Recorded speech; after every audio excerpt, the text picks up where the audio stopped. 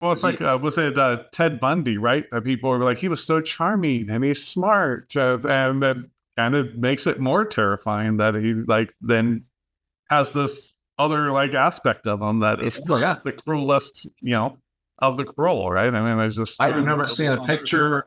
I just remember seeing a picture and somebody posted it, like on Facebook, to make a point. Because they'd been talking about, somebody had been defending some bad person, and had been defending him, saying, well, and he's married, he has children, so he can't be a bad person, right? And a person very aptly posted this photo of Ted Bundy washing dishes with a woman that he may have been dating or knew or whatever. Standing there. And then there's obviously a third person who took the picture. But he's affable, just drying a plate. Right. Yeah, sure. Look as domestic and pleasant as you could ever be. Hello, everybody. Welcome to another edition of Writers Drinking Whiskey, your literary happy hour. I am your host, William R. Hincy, and today I am really delighted to have a double shot of T.D. Johnston, the second episode on the show. Tim, welcome to the bar. Oh, thank you, Bill. It's great to be back. I think this might be my fourth visit. I think I've been on 2 panels. This is true. This is true.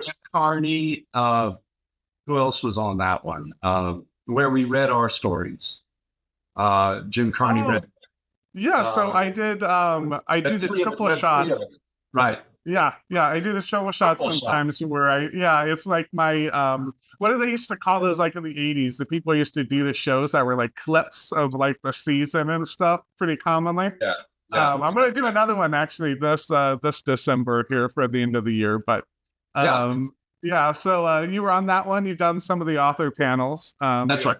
So I think that's what I was telling you before is I don't know if you're the first person I'm doing a straight second sit down with. Second visit. Matthew Caillan, who again contact through you with Short Story America, right? Being at the conferences out South Carolina with the both of you, even though me and Matt are both LA based here.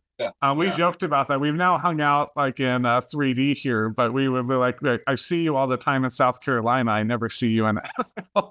So, but he came and did making bread once a month or something like that. Yeah. We always say we're going to do that, and life gets in the way, and we'll swing back around to it. Yeah, but yeah, he did a happy hour. I call them the live shows with me one of these days. But I think you are the first like sit down Writers Drinking Whiskey proper show. So welcome back.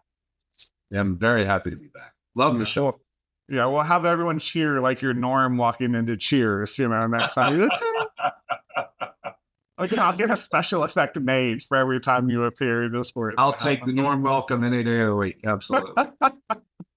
Awesome. So let me give you, I like to say like there's the Cliff Notes version, but for the show, it's the Whiskey Notes version because I'm very into, the drinking theme here. Yeah. But you have the short story collection, Friday Afternoon and Other Stories. I think that one won the International Book Award. So that, okay. We have the Weedy for Eisenhower, which is also short stories. You have Reciprocity, which is going to be the focus of our chat today. Which is a novel that's the big giant sign behind you in case anyone missed it. And then you were also the editor, the Grand Poobah of Short Story America, one of the finest short story anthologies I think in the world, but certainly in America here the last, 10, 15, maybe plus years. Proudly features your work. Yeah. Oh, thank you. Thank you for that. Among the 7 volumes. That's right. Right. Anything else you'd like to add? Anything I might have missed? True. No, I think I've told you away from the show that we moved from Jacksonville, Florida to South Bend. So I'm looking forward to, maybe not looking forward to the cold winter that's on its way, but I love it here. We live in a town called Mishawaka that's a part of South Bend, and it's beautiful. Fall weather, and I had missed in Florida big time. Sure. And we went apple picking yesterday, and very cool. A new thing for me, and really we're loving it. This can be a great writing environment. And now, next, I'm looking forward to maybe meeting some members of the Notre Dame English department. Oh, very cool. That'd be really neat. Yeah, that's awesome. We were just out in so we were out kind of East Coast. We were doing the conference I mentioned to you earlier, and even watching the show, can even see the appearance on there. We did the C3 conference, and that was in Baltimore. But I got the date completely wrong, and I thought it was in Alexandria, Virginia, for some reason. So I gave my wife, who I call on the show the lovely Claire now because she loves that so much that I do that. I gave her the address, and she's like, "Okay, I got us a hotel. It's 5 minutes walking distance from the conference." I'm like, "Okay, perfect," And I was going to do the show Saturday evening when the things were wrapping up and stuff. It was kind of like the late night entertainment, right? And I was like, okay. I was like, the guy that runs at Austin, he's been on the show. I'll try to remember to put the link to his episode up here with Austin Camacho. I was like, okay, can I swing by during the day just to kind of check it out and stuff? I used to get so like whenever I travel somewhere, I want to see that place, and I really have a hard time getting to work. So I was like, I just stop in so I can get a feel for like if I need any, extension cord, something like that kind of deal. And we're eating lunch, and I put it in the Google box, right? And it's like a 5-hour walk. And I'm like, it's a 5-minute walk. It's 5 hours. She's like, what are you talking about? Oh, yeah. Also just sent me the address, like on the email. Like, here's the address and stuff. And she's like, that's not the address you gave me.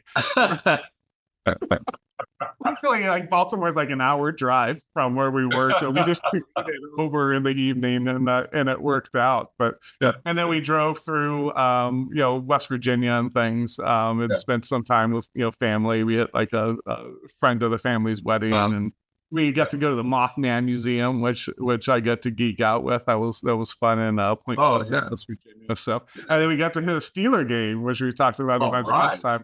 We watched the Steelers Chargers game. Oh yeah, excellent. We were there for. So that was my wife's first home game, and so now she loves them. Now she keeps sending me little things like, "Hey, the Steelers Baltimore's tickets are really cheap." Back, I'm like, I want to go back to Everett game. So 5-2, 5-2, tough. Yeah, last night wasn't good. That was the first time it's looked like we've had a professional offense in 5 years. So that was really fun to watch. Well, I was one of maybe only the few Steelers fans who liked it when they signed Justin Fields and Russell Wilson. Yeah, Russell Wilson. I think they can actually use that level of experience and two different types of QB. Right. I think it's working. That defense obviously works. Yeah, obviously. Well, I thought it would work, not to belabor the Steelers too much, but it's heart and joy here. When they did it, I was like, oh, that might be a perfect situation for Justin Fields to sit and learn under Russ. Yes. Maybe he can kind of grow where he's deficient right now, and then that is your quarterback of the future, and maybe have a couple of years with Russell Wilson. And see what he has left. But he looked great. I mean, he was rusty, and then once he kind of broke that rust off, he was spot on the entire game. Yeah. It sounds. I mean, I hope they can keep this up. Mm-hmm. Yeah. Amen. So what did then? Getting back to you, I wonder. So how long have you been on South Bend now? It's like a month or so, or? Yeah, I think 6 weeks now. Almost 6 weeks. Yeah, 6 weeks. Okay, a good month and a half. So we're down the last 30 boxes or so. Well, when we moved into this house, we were down to the last 30 boxes, I think, for 10 years. 10 years. Yeah, it was a COVID. Knowing us, we will be too. Yeah. I think it was a COVID project. Me and my the youngest daughter, Michaela. Where I was like, let's go clean the garage out. This is ridiculous. And we and her went, and oh my gosh, that was so much stuff went down to the curb for the trash. And Claire was ready to kill us because she's like, you're throwing all this stuff. And I'm like, no, this stuff has been out here for 10 years, been forgotten. It's dusty and worn and leaked on and everything else you could imagine. But we were finally officially moved in as of like 2 years ago now. So yeah. Well, that'll be our goal. Yes. Yeah, do better than 10 years and you'll have done better than us. We can manage 8. That'll be all right. I might even still be alive. So that would be good too. Very good. Has anything surprised you so far about South Bend? I don't know how much of a surprise it is, but these may be person to person in terms of every encounter, the nicest people I've ever seen in a community here in Mishawaka and South Bend. I mean, phenomenally nice people. You don't have to know them, just nice. I mean, people who hold doors for each other that you did not see in Florida, just because it's a decent thing to do. Right. I mean, not just a traditional, oh, I'm going to hold the door for this elderly woman who's coming in. No, for anybody. For anybody. It seems cultural. This idea that you're courteous, and friendly. Virtually every point of sale person in a store or restaurant, servers, it seems cultural for people to be nice to each other here. That's refreshing. Yeah. Sure. Yeah, amen. It's funny. I try to teach that to my son too, because I've always been like a big door holder. It was I always joke that like my parents were so busy when I was growing up, they just wanted me to like open doors and like hold them open for people, and then not terrorize the house, right? And I could kind of just wander the deserts of Palmdale, California, where I grew up, willy nilly. But I was trying to teach that to my son too, like not so much just the chivalry of it. It's just but anyone. Someone's walking behind you, just hold the door, just be courteous, and courteous, kindness. What a concept. Right. And it goes like so far, just those little things. It's like, okay. And when they start to erode, you can start to see where people start to fray and things. And especially like in LA here, right? There's so much traffic. Anyone's notion about just like letting people like merge and stuff. It's like, we're not going anywhere. This is LA traffic. You can just let me merge. I'm going to be one car ahead, but it's like, no, I got to bumper out. I can't possibly let someone merge. Yeah. The opposite of unselfishness or courtesy is, I don't think you're going to hit me just to prove a point. So I'm going to ram my way in front of you because you ain't going to hit me. Too much of a pain in the ass with the insurance and the cops. There are people with that philosophy everywhere. For sure. I haven't seen it here. I mean, what I was just describing also applies to driving. I haven't seen a hint of road rage or even impoliteness on the road. Cars will slow down to let people merge in. People who are merging will slow down if it looks like it would be an uncomfortable squeeze. It's cultural. Right. I haven't heard that one way or the other for the state of Indiana, but it is very much the case here in Mishawaka and South Bend. Have you heard of the Beast of Busco?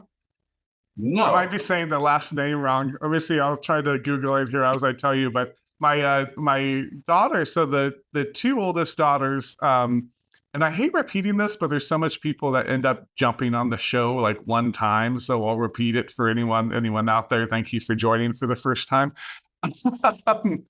Then the two oldest I had with a different relationship. So Christy was their mom. I was 20, 21 when I had them. So I was a single dad for a long time before the lovely Claire and I, get married.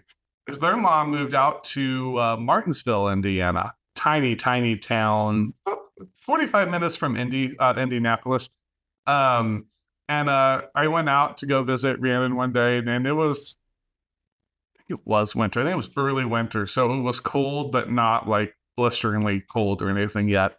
And we were looking for something to do, and she's like, "Oh, there's nothing really to do." And I was like, "Oh, I'll just look things up." And so there's a legend of this lake in here. Let me see. Beast of Busco legend. Oh, I think maybe that is how you say it. I don't know. That's how you spell it. And so which lake is this? It's Indiana. They do a festival now. And then they said in this little lake, it looks like a fishing lake or something, but that someone saw this ginormous like snapping turtle. And so I was like, oh, and they he was so serious about it, they ended up draining the lake to try to find the beast, you know, to find the turtle, and they didn't find it. But it became kind of a local legend. So now they do the Beast of Busco, you know, festival and stuff. Yeah. I was trying to say I can't quite see where the city was here. Let me click this link and maybe I'll know. Give them Oscar Folk is the guy. Oh, it's Folk Lake. So it's a little like just lake on this farm. FOLK or FOULKE? FULK. And it's in FULK. Okay. Yeah. And it's in, so that's why it's the Beast of Busco. It's in Churubusco. I'm butchering that, and I apologize, everyone from there, but it's Churubusco, Indiana. But yeah, they do the legend. I always like, anytime we go somewhere, Claire knows I'm such a nerd about like any monster legends. I'm just like, oh, what's that here? Well, let's go see, you know? They saw a pterodactyl. Let's go to the pterodactyl museum, or whatever it might be. Yeah, that's fun. Yeah. So, of Busco. Yeah. Busco. So, but yeah, that's what it is. So we didn't get to go because we just missed the festival. Yeah, a little harder than Blair Witch, but not fictional. Right. And there was a place when I was growing up. I guess it's still there. Not far from Durham, North Carolina, where I grew up, called the Devil's Tramping Ground.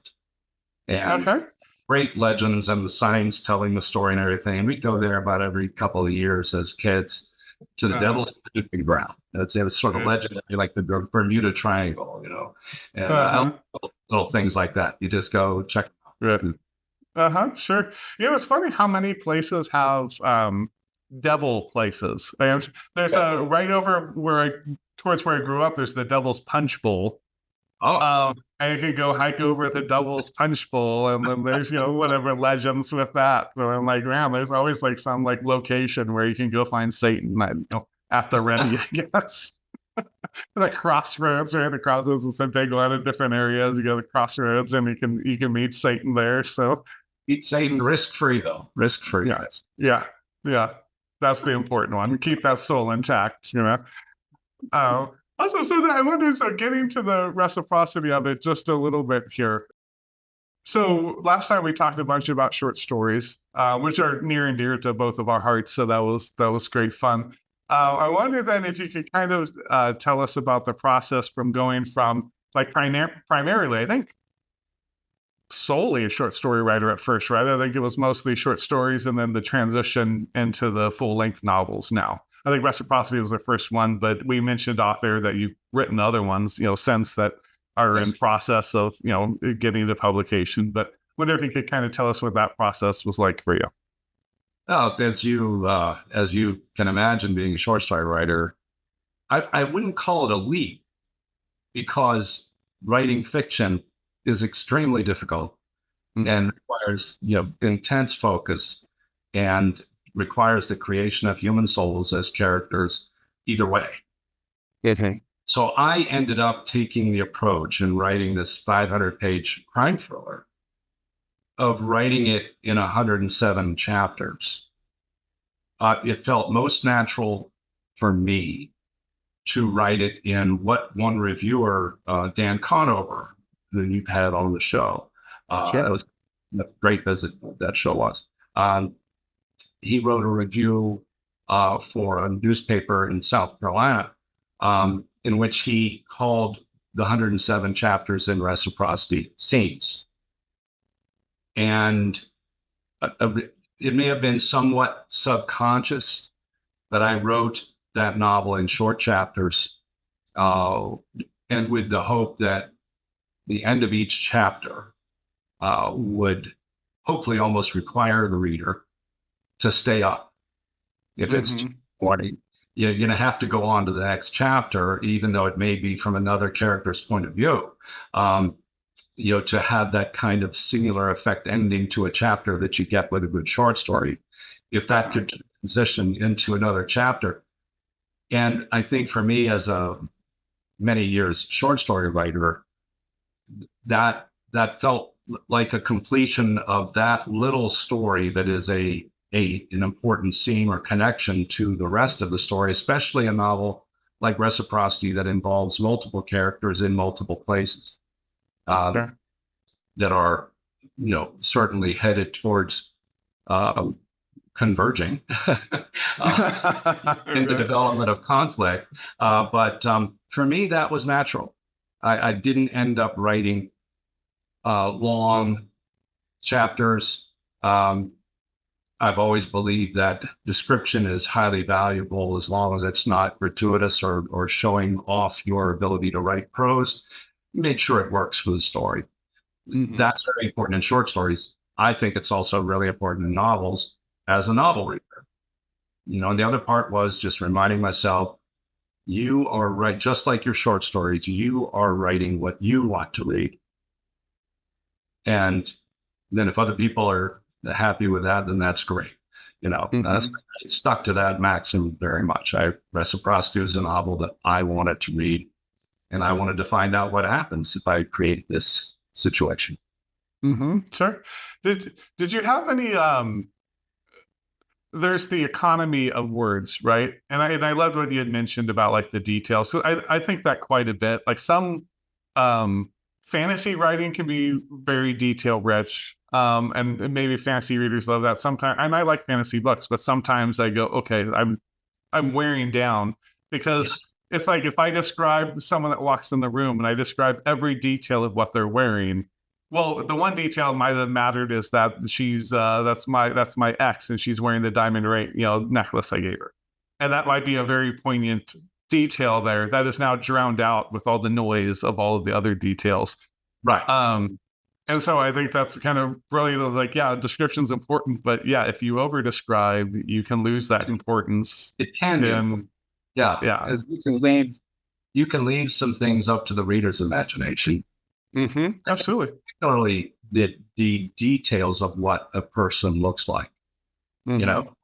I mean, if you want to go with the word swarthy and leave it at that, Mm-hmm.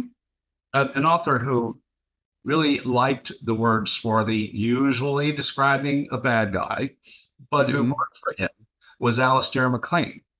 With his thrillers over the years, novels that were thrillers, suspenseful, and he would go there once or twice in a novel to a word like swarthy. He didn't have to say, and he had a scar, a quarter-inch scar on his cheek. Didn't have to do stuff like that, but maybe swarthy, thin-lipped, and leave the rest to the reader. But there are writers who will go on and on. The aquiline features and the this and that. Give the reader some credit and leave some things to the reader's imagination.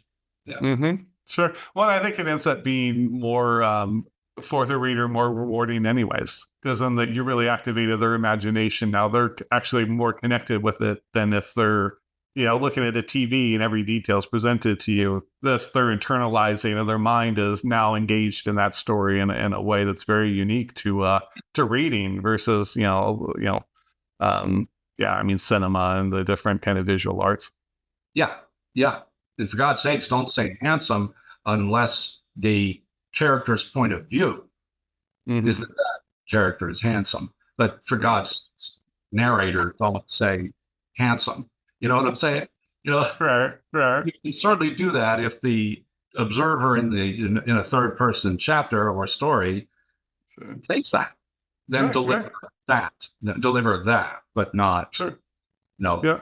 He was a handsome fellow. Looked at Steve. He was like, no. The narrator has now walked into the room and is saying, "I think this character is handsome." No. The POV character needs to think that if you're going to say it. Yeah. Mm-hmm. Sure. Well, and then that's when you get all those fun interactions too. If someone else doesn't think they're handsome, where they think that, you start getting those different views of someone and go, "Oh, okay, well, what's going on?" And then it gives you more complete character and more. I actually like not inconsistencies as in mistakes, right? Because I could you're writing, you change someone's eye color or something, and it's easy just to not catch it. Hopefully your editor does, but there's things that's an inconsistency. Oh, That's just a sure. mistake. Yes, absolutely. But some inconsistencies with character, with even how they act and things, because we're all a little inconsistent. I think it makes it feel a little more lived in when you're like, oh, this person, not everyone thinks that girl is the most beautiful thing in the world. Like other people have different views. And when you get that, it feels a lot more lived in. Yeah. Yeah, that's right. That's right. Clickety clack, clickety clack, clickety clack. Ding. Oh, hello. You caught me right as I was putting the finishing touches on my epic absurdist satire, Pirates of Appalachia. And now it is time for the long road to publication and the long editing process. You know, as writers, we spend tons of time editing our work. The hardest part, I think, of the editing process is really like the proofreading, the copy editing, because you were so immersed in it. I've just spent 13 years immersed in Pirates. Got it all together, went through, edited it front and back by characters, all these different asymmetrical ways.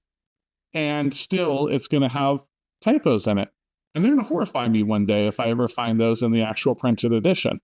The way I combat that is with EditGPT.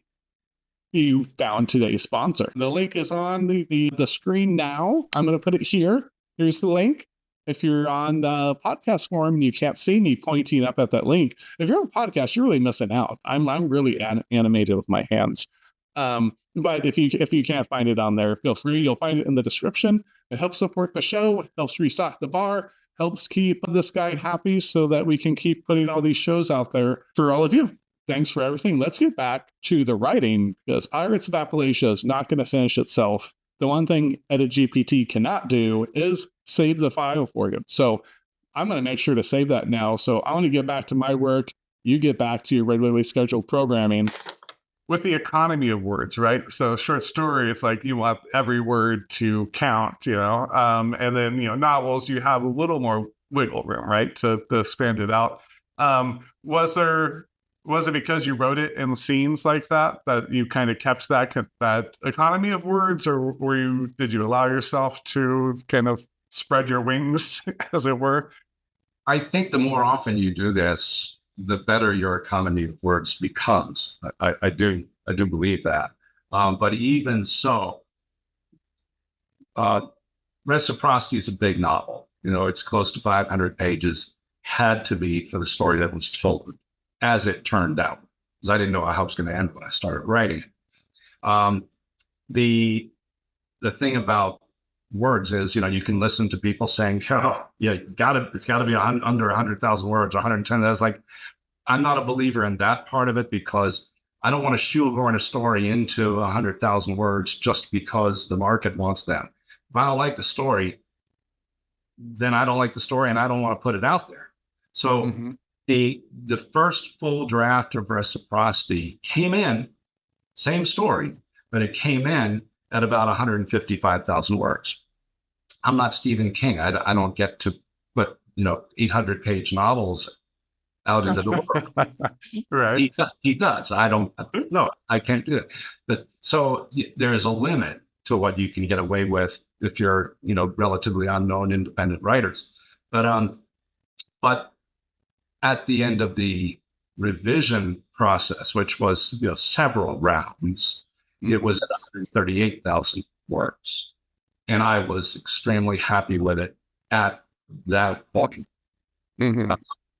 And one of my beta readers very kindly pointed out some opportunities for more economy of words, and that was someone you've had on the show, John Engel. Oh, sure. Excellent teacher of English, professor of film, and an outstanding writer. And so he was one of my beta readers for Reciprocity. He loved it, but he felt this can, without changing the story, line edits from another point of view. Even though I'm a professional editor, I've edited a lot of writers' stories. He found opportunities for better conciseness that I had not seen. And so it all added up to coming in at about 138,000 words, and a story that I was really happy with. And then it would have been really hard for someone to get me to cut it from there, because I would have been cutting plot. and I wasn't going to do that. I like story too much to do that. Right. Give me a 6-figure advance, okay, then you have a say, you know. But otherwise, you know, you've earned it. You've and still I'm gonna maybe I haven't had that experience, you know, but still I'm probably going to maybe pleasantly argue with you that you say, why don't you cut this scene? And that, oh, I can't cut that scene, but I would have a reason why. And yeah, I'll discover, you know, if my agent succeeds with these next 2, she's got them right now. A Big Six is very interested in it right this minute, but you know how much control you have over those things, you know.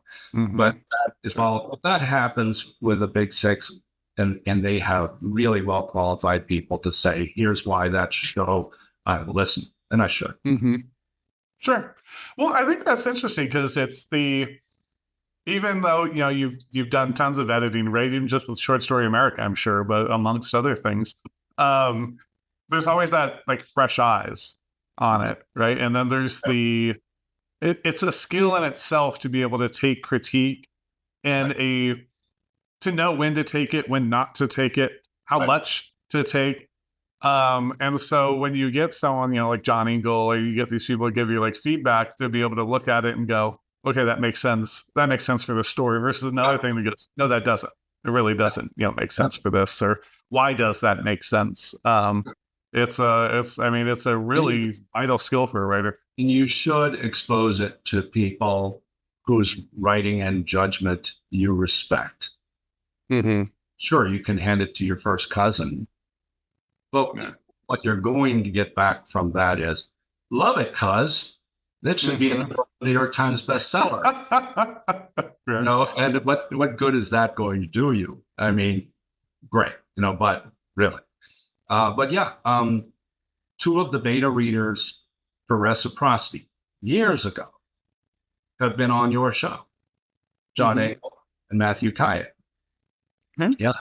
And they both were, I mean, just, it was gratifying that they both really liked it. And when you get suggestions that are constructive, you know, I thought that John did mention a chapter that he thought might be just a little unrealistic. And I took my own pair of new eyes to that chapter and said, you know what? I don't want that to be realistic because I like it, but I think it has a point, you know?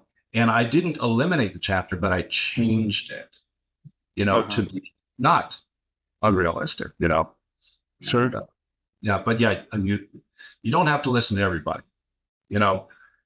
I'm certainly not big on 16 people being in a writing workshop and the idea that all 16 people in that circle are experts. They're not.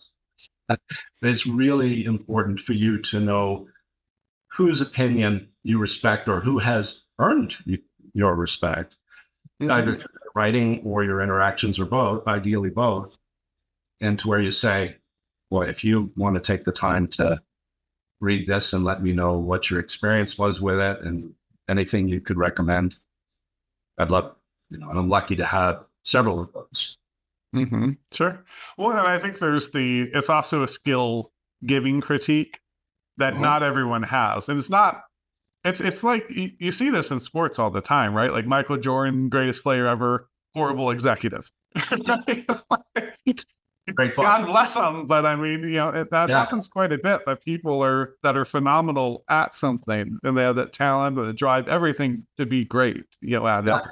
That doesn't mean they're the greatest teacher or the greatest person to give you feedback, because they also just have, we don't, I'd Steve Hunter on the show at one point, and he was like, you know, I don't like to look under the hood.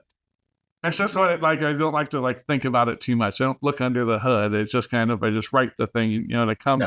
And I kind of get it. Like, you know, there's a certain, I don't like to look under the hood. I do it, I kind of distance my own writing from it when we talk on the show, right? I like talking story, But the actual how you get to it and everything, I'm like, oh, I don't really like to look under the hood either. I get it. So you can have someone that's the greatest writer in the world give you feedback, but they might be telling you how they would write that story or what they want to see versus what is your intent. It can be a mistake to take their advice. I mean, that's a tricky thing, as you respect what someone is trying to say. But if you have reason to disagree with it, then express that, or accept what you want to accept from what they say.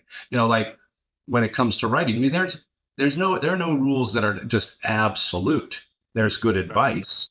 There's good advice. Elmore Leonard, don't start the story with the weather. I think it might have been Elmore Leonard, but just things like that. But when I hear someone say, "Don't ever use adverbs," then I think to myself, they read that somewhere, but that's not actually true. Right. What is it about boats against the current, borne back ceaselessly into the past, that is bad? Right. Ceaselessly is an adverb. It helped make not just the last words of the novel, but help make the novel work. Right. That's absolutely. An epic line with a great big adverb right in the middle of it. So it's not an absolute. It's not even close to an absolute. But be judicious about your use of adverbs. Absolutely. Sure. And I think you have to have been around the block a few times, before you realize that's what that means. Ever. Right. Yeah.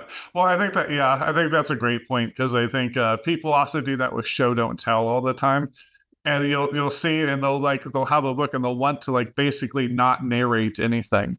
And it's like, no, it's okay. It's a book. Narrate things. Like, yes. Yeah. That is one of the benefits of the book. We're reading this expecting there to be some narration. You don't have to go back and show me everything that's ever happened. If it's not that important, you want to give it to me in, quick paragraph, cool. Right. Let's move on. Yeah. And if you want to write a play, then write a play. Right. Even in play, there's some narration, there's scene direction, things like that, description of movement. Yeah. Even that has narration, but my God, writing fiction, yeah. I mean, right. Yeah, I mean, I've written short stories that are 100% dialogue, a couple of them that are in my collections, where the entire story is dialogue. That's intentional. You sit down and you even say to yourself, all right, is there a situation with the opportunity for early tension, conflict, that I can write as a conversation, strictly as a conversation, not even he said, she said. Getting closer to a hills like white elephants, that kind of thing, in terms of dialogue being, pretty much the whole story. And that's great fun to do. Not easy, because let's tell a story with those characters' words, and a novel I wouldn't even want to try. I wouldn't even want to try to do that. But yeah, I mean, you need narration, whether it's in a third-person anonymous narrator, single character point of view, multiple character point of view, no character point of view, like the lottery, first person. Huck Finn was a first person narrator. Yes. Sure. Yeah. Right. Yeah. No, it's top. Yeah. Well, I think it's when you talked about short stories, I think part of the reason I love them so much is that ability to kind of do some more experimenting. That I think is a lot harder to get the reader to come. Like if you tried to write a whole 500-page novel and all dialogue, I mean, God bless you, maybe someone could do it, but that is going to be a slog. I'm sure somebody's tried, and maybe there's one out there that I just haven't discovered. Yeah, you can. Not that. Right. Yeah. But that's alchemy to try to be able to pull that off. But short stories, you really can experiment, because then it's even if there's some difficulty for the reader, it's a lot shorter. So you're not. Yeah. I tried several times to read Ulysses, because as a good Irish kid, I'm like, I must like Ulysses, and I can't. God love James Joyce. His short stories are fine, actually. I enjoy his short stories. They're written like a normal human, but Ulysses. So, Finnegan's Wake are so alien. I can't connect with this. I feel no emotion, no connection. I confess to attempting it in college as an English major. Assigned, and I didn't make it. I pretended to make it. Sure. Oh yeah, I wrote a paper about it. Write well enough, and manage for BS to not appear to be so. Well, that you don't necessarily have to get all the way through it. And nowadays, God forbid, with the help of Google, they know almost any student can make their way through without penalty, which is that's another conversation. That's a real crime. We had that skill to listen carefully enough in lectures on the lessons. Right. Then you have 50 more pages tonight. You're like, yeah. I also have a party. No, I don't know. I think a writer does. I think a writer does owe it to the reader to set the hook and keep you on the line. And there are some classics that I don't think do that. Right. Sure. Yeah. And there's some I love English for 20 years. That's sacrilege to say. And but I was given a lot of freedom by two of my department chairs, the upper school, high school level, to use short as much as I wanted. Oh, very cool. And you want kids to write. You want them to learn to write essays and to fake and do this. Make short stories 80% of your curriculum. Sure. And drop Moby Dick for now. They're in high school. Just drop it for now, because 2 or 3 weeks on one book and then they write one paper, to me, is not as valuable as being in that same amount of time to do 10 or 12 short stories with good round table discussion and write analytically, persuasively about those stories. They're going to be good writers for life. Right. Yeah, that makes a ton of sense. Well, and it's also attention span wise, right? I mean, it's just, you're going to hook someone with some short stories, and then they'll be, when you're in high school, then when you start hitting college and you want to read something longer, really dig into a topic, you transition into the novel. One sitting entertainment is the way people live right now. I mean, for anything, right? Attending a play, watching a film. Same thing goes for reading in some ways. To read a novel, that's not going to be one sitting. Everybody reaches a point, hopefully, where they read novels because they love reading novels. Right. But what can you read in one sitting? Short story, and you can think about it. What else can you read in one sitting? The synopsis of Moby Dick. Oh, the synopsis, yeah. A full synopsis of Moby Dick in one sitting, and then you can walk into class and get through it. Sure. Can talk about can talk about Starbucks. We can, right. Right. Well, and now they're just plugging it into, AI robots, and the AI robot can spit out, and if you're smart and you let the AI robot spit it out, and then you still look it over and tweak some things, and then, there's probably some way to tell, but it's going to be really difficult if you've actually taken a little time to craft it just a little for you. Right. You can pass it off like you read something that you never did, and you didn't get any of the enrichment out of the idea of reading it. Yeah. I mean, if the goal is for kids to read and become lifelong readers, use great short stories. There's almost no limit to the number of them. Great short stories certainly outnumber great novels that are worth teaching a class. And they help you to educate your character without you having to actually say, I'm educating you for character. Right. It helps make them better people. And why should they read a synopsis of a short story? Especially if, as a teacher, you have ways of knowing if they read a synopsis and you didn't read the short story.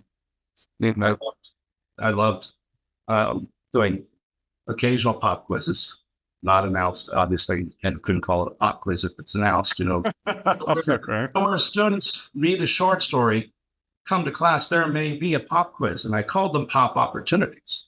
Because my promise to them was, you read this, you actually read this, you're going to get 100 on a pop opportunity. If you don't read it, then I'm going to ask some questions that only someone who's read it, some questions that are materially important, but not in a synopsis. Because guess what? I'm going to go ahead and Google the synopsis too. Sure. Just to see what you might be reading. I owe it to you to that. Because if you don't become a reader in my class, and that's my fault. Get it off topic, but it kind of that's okay. Which of them might one day be writers who are coming on Writers Drinking Whiskey? If they're not readers, they're not ever going to be creative writers. Right. Sure. Well, and, what's funny is you mentioned in there too is that then you get to use like short fiction and things, and it kind of reminded me of when I was in college. And I actually brought him back. The one professor that I always really adored was the one everyone kind of hated because then he was very blunt. But I liked you just be blunt with me, like I'm fine, And he was always like very supportive of me. But he had me in his class. I wrote like 1 or 2 essays, and he took me aside. He was like, you know what? You can write essays.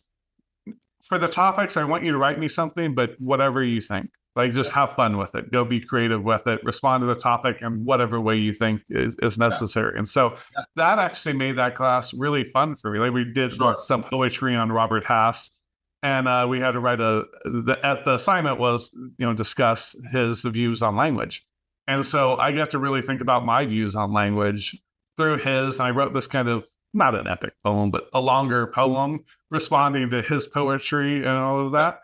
And it ended up being really, fun for me. He, like he had an A in the class. Like he said at the time it was the best paper he'd ever had on it, even though it wasn't a paper. And so it's little things like that I think can really help, like kind of get to people where they're at. He got me where I was at. You're going to have me keep writing essays. I'm going to get really bored because, I can do this task, but I'm just doing the same task in some capacity over and over. Right. But okay, I get to be creative and kind of invent things and figure this out as it goes and put some part of me, truly in it. Okay, good. I'm here. Like I could take classes like that all the time because I would be getting something out of it. Very good approach.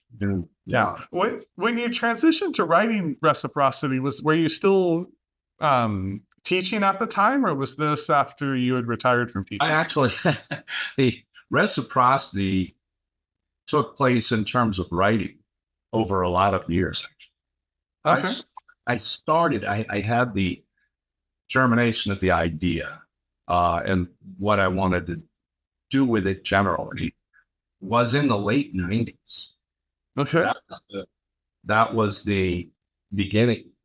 And I wrote a couple of chapters to open it that later on became chapters 2 and 3. Okay. One of the last chapters I wrote for Reciprocity is now the first one, is the opening. Okay. Sure. But still felt it needs an opening that happens before this opening. Call it prologue, whatever you want to call it, but it needed something like that to have happened before. Anybody who's read Reciprocity knows that there is something that happened before the genesis of what's happening now, and that's not a spoiler or anything like that. It's right at the beginning of the story. Sure. But yeah, and so it was roughly the same time that I became serious about writing short stories. So it isn't that I wrote short stories for many years and then moved over. That might be why it started out and then continued with short chapters as I went along, because I wrote much of the rest of the bulk of it later after having some published short stories. But it was a project that just would sit there waiting for me. I had written probably 2/3 of the first big draft when I became a prep school headmaster at a school, at a college preparatory school with grades pre-K through 12th grade. That's 14 grade levels. Mm-hmm. A lot of people to deal with. And there are demands on your time, morning, afternoon, night, weekends. And so I really primarily stopped all of my writing in those 5 years that I did before my wife finished her residency in family practice as a doctor.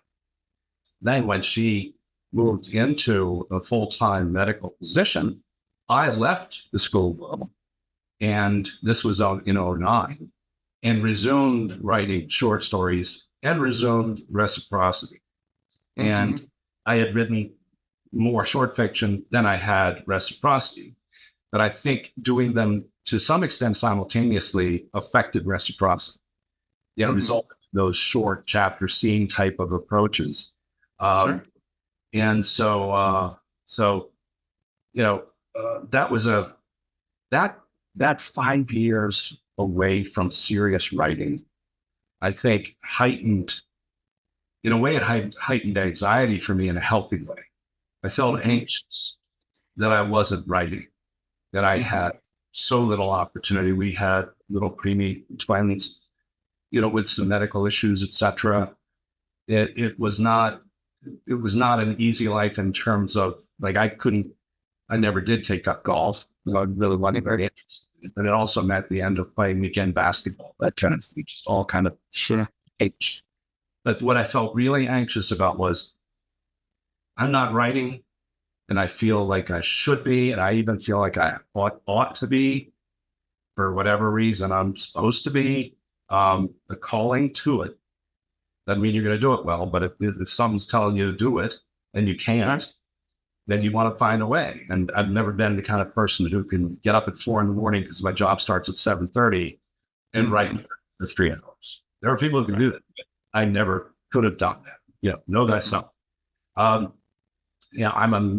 more of a midday writer. 10 to 2, 10 to 3 seems to be my most productive writing time of the day. And routine is also important. So forget that when you're a prep school headmaster. That's not sure. People expect to see you at the football game on Saturday afternoon or the soccer game, wherever they go. And they just expect to see you at everything. And it's kind of your job to be seen in there. So reciprocity happened over a lot of years. The 2 novels my agent has right now, which are a novel called The Daffodil Society and a novel called The Furbearer, they're polished and finished. I wrote those in much less time than reciprocity. I think partly because I had learned how. Partly because I had learned how and developed the right type of discipline and routine to write one novel after another, as clearly did Stephen King, John Grisham. You can do it, but you also have to learn how. Then people can't just teach you that. You have to develop that, yourself. Yeah. Well, you have to make it work for the way your brain works, but also the way your routine works, right? Because I've heard that a lot too. It'll be like, you have to wake up every day. The first thing you should do is write. And if you're not a morning person, it may not be the best time. So I'm with you. The whole 5 a.m., 4 a.m. kind of authors club, like that was never going to work for me. And so when I was working full time and things, I used to just try to get really good at my job. And then when I could actually fit in time, so I could do my job, it's 6 hours that day. That gave me 2 hours that I could spend like everyone else, at the water cooler, or I could still look really busy. But at that time, I'm working on my stuff. And so trying to get a schedule to it was kind of impossible. I would just have to try to work it. But at the end there, when I was the director for a quality regulatory department, that was rough because then I'm expected to go out to Chicago for a week this month. I need to go to Tijuana like twice a week or 2-3 times a month, whatever. I'm going to Wisconsin, flying around, and then there's so much demands all the time that people wanting to talk to you, right? And so there was really no, get really good at it. I mean, I think it was. My bosses always liked me at things, but that being good at it meant just talking with people, and I don't get to talk with you for 10 minutes this time. You're in an hour meeting, you're in a 2 hour meeting. And I felt that same thing to where I was just like, I was so anxious, and Claire used to always notice too. Like if I would get a little like, I'm usually pretty like easy to get along with, but I can get a little surly, a little like more like just wanting to be by myself. And she would notice, like, I should get like, oh, have you been writing lately? Like, what's going on? And like that, mostly it's like, no, I haven't had a clean, span of time, not only like a couple of clean hours, but to where you're also in the right headspace. I think that's why routine is so great. If you can get that, then you can kind of manage that headspace. So the last year has been pretty awesome for that. So I had the same thing. I worked on Pirates of Appalachia, I think it's going on 15 years, but that was okay. My old job, I wrote the first draft of it. But that was almost like a zero draft of it. I just got the story out. I had no idea where it was going, exactly everything that's happening, even all the characters. But that gave me all of that. And then it was the true writing, the crafting of it started after. And that still took me, the last 3 years. But that's maybe $2. We'll see how people want to split it up. You could easily split that into $2, or it's going to be one epic buck. But one way or the other, we'll see where it goes. But I completely feel you on that like sense. Like, I need to be doing this thing. Like, I don't know how good I can be. I just want to be the best I can at it. And I know like not doing it just drives me nuts. So it's not really an option. And it's more than just an itch you need to scratch. Mm-hmm. It's a compulsion. Yeah. And I know why we hear that a lot. The compulsion, you're compelled to write. Mm-hmm. And, I don't know if everybody is, but I think what we're describing is a compulsion wherever it comes from. I mean, I suppose by being in charge, in a private school, college prep school, the head of school is the CEO of the school. I can close my door anytime I would want to, because everybody there worked for me. Mm-hmm. But to close my door would not be doing my job.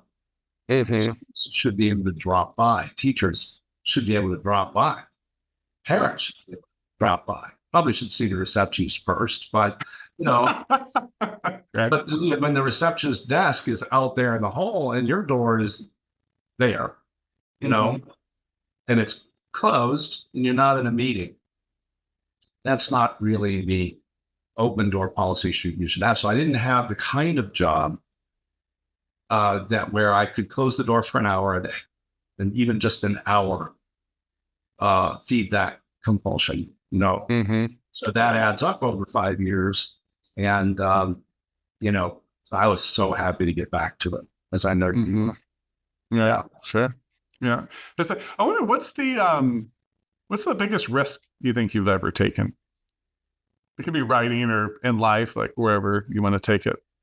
Yeah, that's a good question. I'm not sure I've ever been asked that question, actually. Yeah, so give me a second here.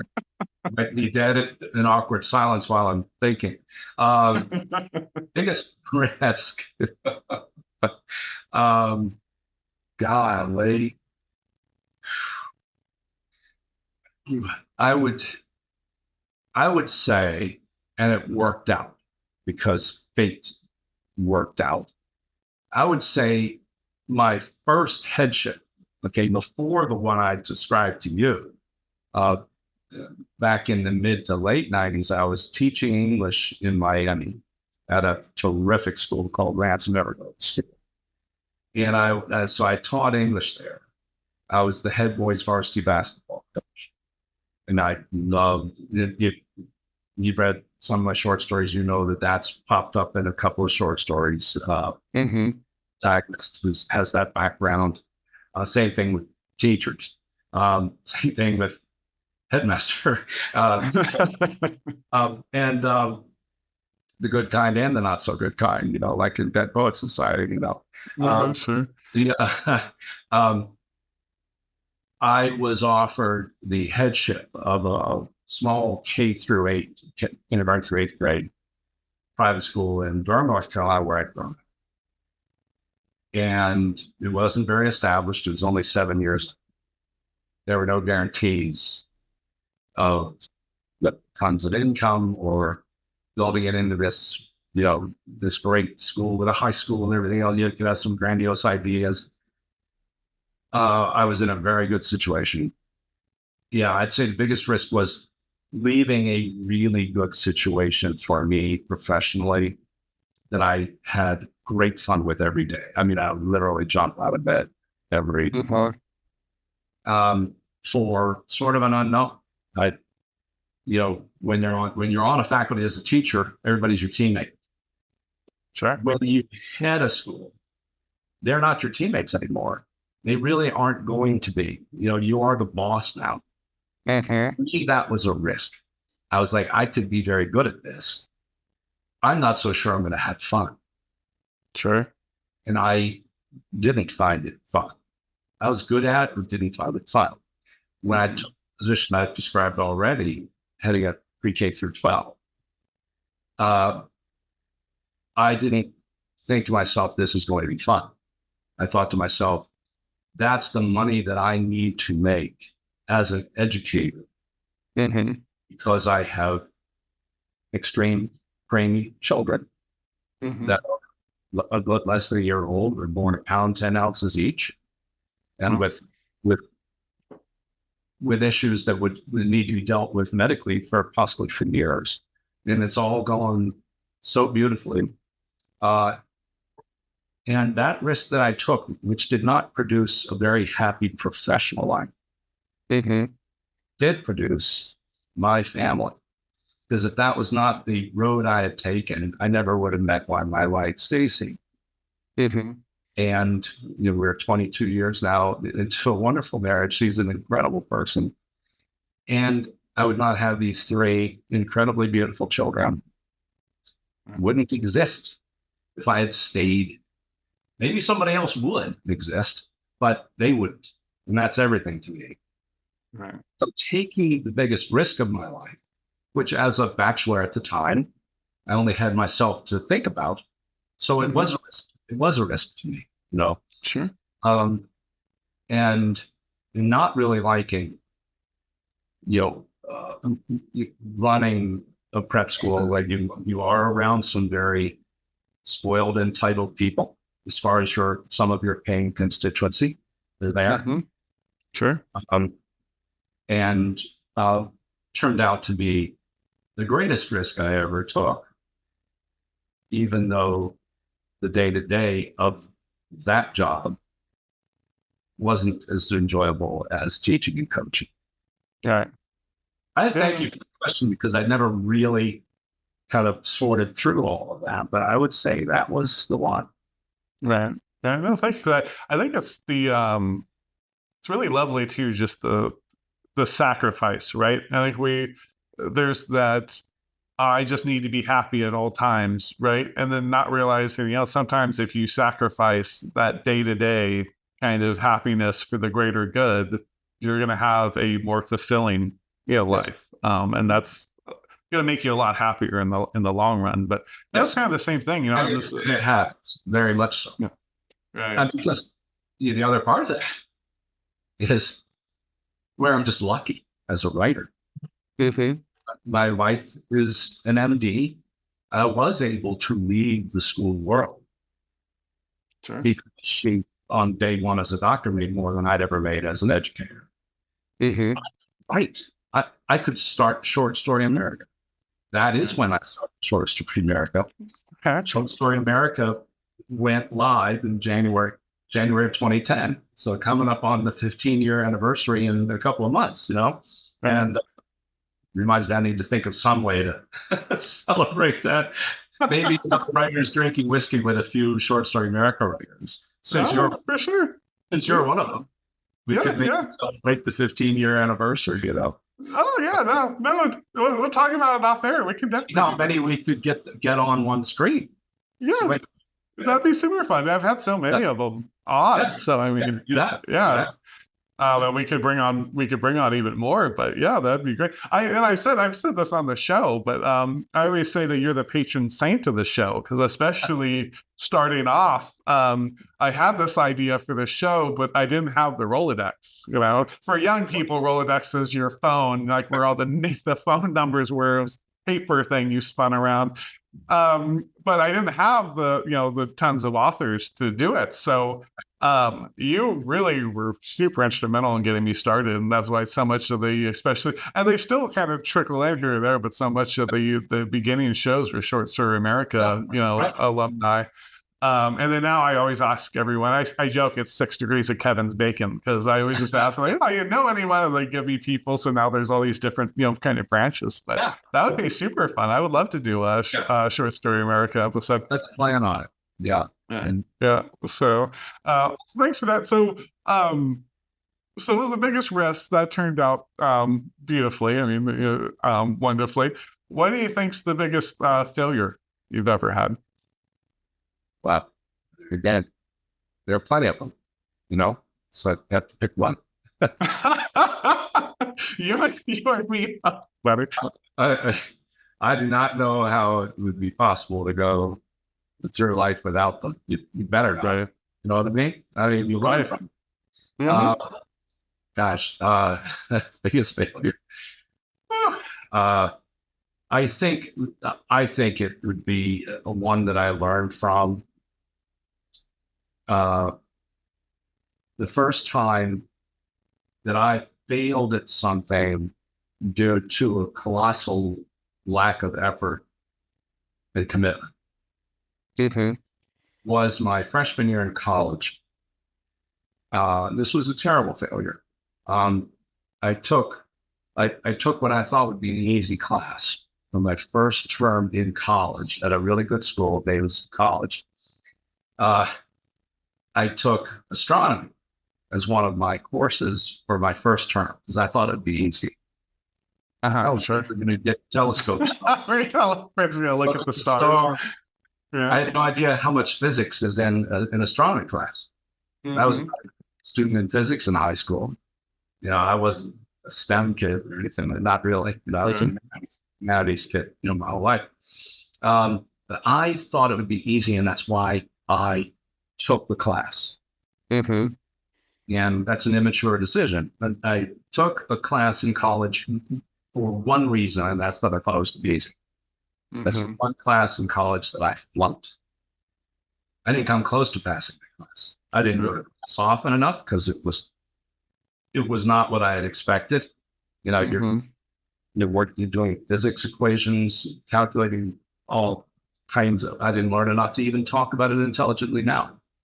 Yeah, and it wasn't the professor's fault. It was my fault, 100%. And as a result of getting big fat S in a college class, my first term, my other grades were vis-a-vis. I flunked that one. And I think the reason that I would say that was my biggest failure was that number one, there was no external contributing factor to my failure. Unfortunately, I learned that at the age of 18, that I flunked this class because I let myself down, I let my professor down, I let my parents down. They're paying tuition. I flunked because I didn't show up. And it's been a long time since then, and I don't think that I have failed to show up, metaphorically speaking, since then. It sure is a hell of a lot harder to write short stories and novels and to teach world literature to seniors in prep school than it is just to sit in an astronomy class. But when I was there, I just sat there and didn't take notes and was disappointed that the class wasn't fun, and I flunked the daylights out of it. Well, that same professor taught a humanities class my sophomore year, and I got an A. And he must have said, what happened to this kid? What happened to this kid was that he was willing to give me a big red F and not cut me any slack. I would say, yeah, that was my biggest failure because of my own contribution to that failure. And it was also my most valuable failure. Mm-hmm. Sure. Sure. No, thanks for that. Yeah, I think that's you know, I think I like talking. I have a weird fascination with failure. I don't know if it's weird, but I'm just a weird guy generally. But because that's where there's such an opportunity to learn and to grow from it.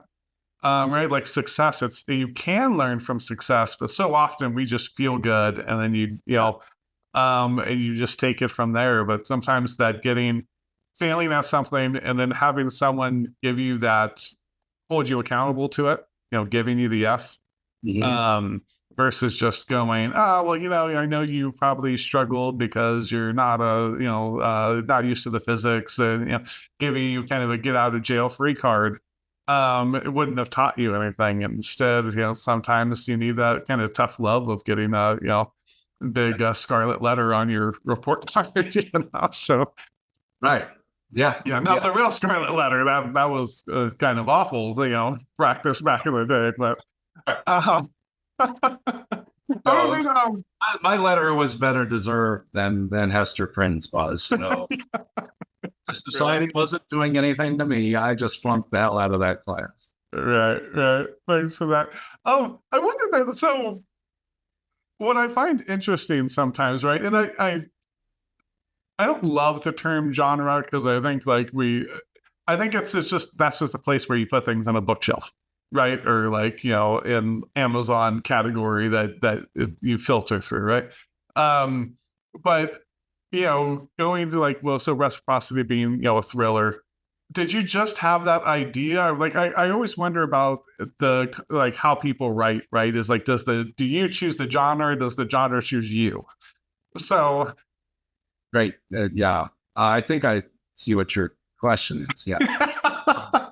Hopefully you got it. I'm rambling. Choose a genre. I do know what interests me in novels. I think my interest in short stories has a broader range because a lot of my interest beyond entertainment is quote unquote literary. My favorite novels over the years have been novels that aren't taught at school. It's sort of my favorite novels. There's, I don't know, like Robert Ludlum's The Mattery Circle, The Born Identity. I couldn't get enough of Robert Ludlum's novels. I couldn't get enough of Alistair MacLean's novels. Where Eagles Dare. It's just just captivated me when I was in high school. And Stephen King's early novels, particularly, The Stand, The Shining, just so captivating to me. And I remember thinking, why aren't authors like this considered important? Well, I think some of that bridge has been crossed. Some of Stephen King's work is important, and people didn't think that back then. His short story Rita Hayworth and The Shawshank Redemption became a very important movie. A true classic that doesn't exist without his short story. Same thing.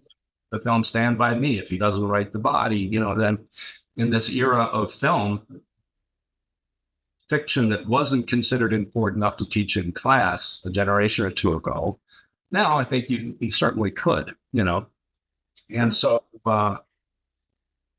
the first glimmer of an idea of writing fiction like Reciprocity actually happened over a decade before I actually started writing that earlier draft. It's when I was in the theater in Charlotte, North Carolina for The Untouchables. Oh, okay. And there's one moment in The Untouchables that planted the seed for way later for Reciprocity. And that was when Elliot Ness, Kevin Costner, as Frank Nitti, Al Capone's number 2. This didn't happen in real life, but it doesn't matter. The whole audience loved it. Yeah. He's got Frank Nitti on the rooftop if you remember that. And Frank Nitti had killed his friend, submachine gun 10, the Sean Connery character. And when he's cuffing Frank Nitti on the roof, he's got to bring him in. And Nitti makes a comment about the Connery character. He says, your friend is famed like a stuck Irish pig. And he said, this is what got him killed. He said, now you remember that when I beat the rat. And Eliot Ness takes him and throws him off the roof. And on the way down, as Nitti is screaming all the way down, he says, did he sound anything like that? And I'm sitting there, this kid in the theater, early 20s. I'm sitting there, and I'm like, yes, I wonder if sometimes, just sometimes, if that doesn't feel like the right thing to do. Clearly, the character said, because earlier in the movie, the Connery character had said, what are you prepared to do? You aren't going to beat these people in court. What are you prepared? Yeah. And now he's come all the way to what the Connery character was talking about. Now, does reciprocity advocate serial capital murder to deal with the mafia? No. But I wanted to imagine a what if in which somebody is doing that. Right. And write that story, that somebody is doing it. Right. Somebody at the opening of this novel, somebody is taking out the Don, the top mob boss in major city after major city a month apart. Who's doing it? Okay, so there's mystery. Is it mafia killing mafia? Well, yeah, some people would think so. They used to all the time. Sure. But what if it's not? What if it's ordinary citizens doing this? Does that mean anything? And if so, would that only be for organized crime? There are different definitions of organized crime. And so as an author, you're not advocating anything, but you are presenting a story in which it's interesting. It's like, is it possible that there are good people that are doing this? Okay, if you're suggesting that that's possible, then your readers are going to get to know at some point. They're going to get to know these people and decide for themselves. And what's going to happen to those people? That's where the suspense comes in. Especially if readers end up rooting for them. What's going to happen to them? No. And I wondered what was going to happen to them. I didn't know what was going to happen with them. I was writing the story. Sure. That's where it came from. It was the initial germination was sitting in a theater in Charlotte, North Carolina. I think it's South Park Malls theaters in Charlotte. That's because what else happened in that bomb? The audience erupted in cheers. Here he is. He's a government official, the Treasury agent. Throwing guys off. He throws a high-level made mafia guy off a roof, and the audience cheered. I mean, wildly cheered. And you're a young man sitting there going, because I already knew I'd like to write fiction. I was very busy just in job life. I was still a knucklehead. I don't think I could have written anything good when I was 24. And so, but if that's when it entered my head, maybe explore this. Maybe explore that it's not Eliot Ness in a fictional movie, but maybe it's 5 people getting together to do something else.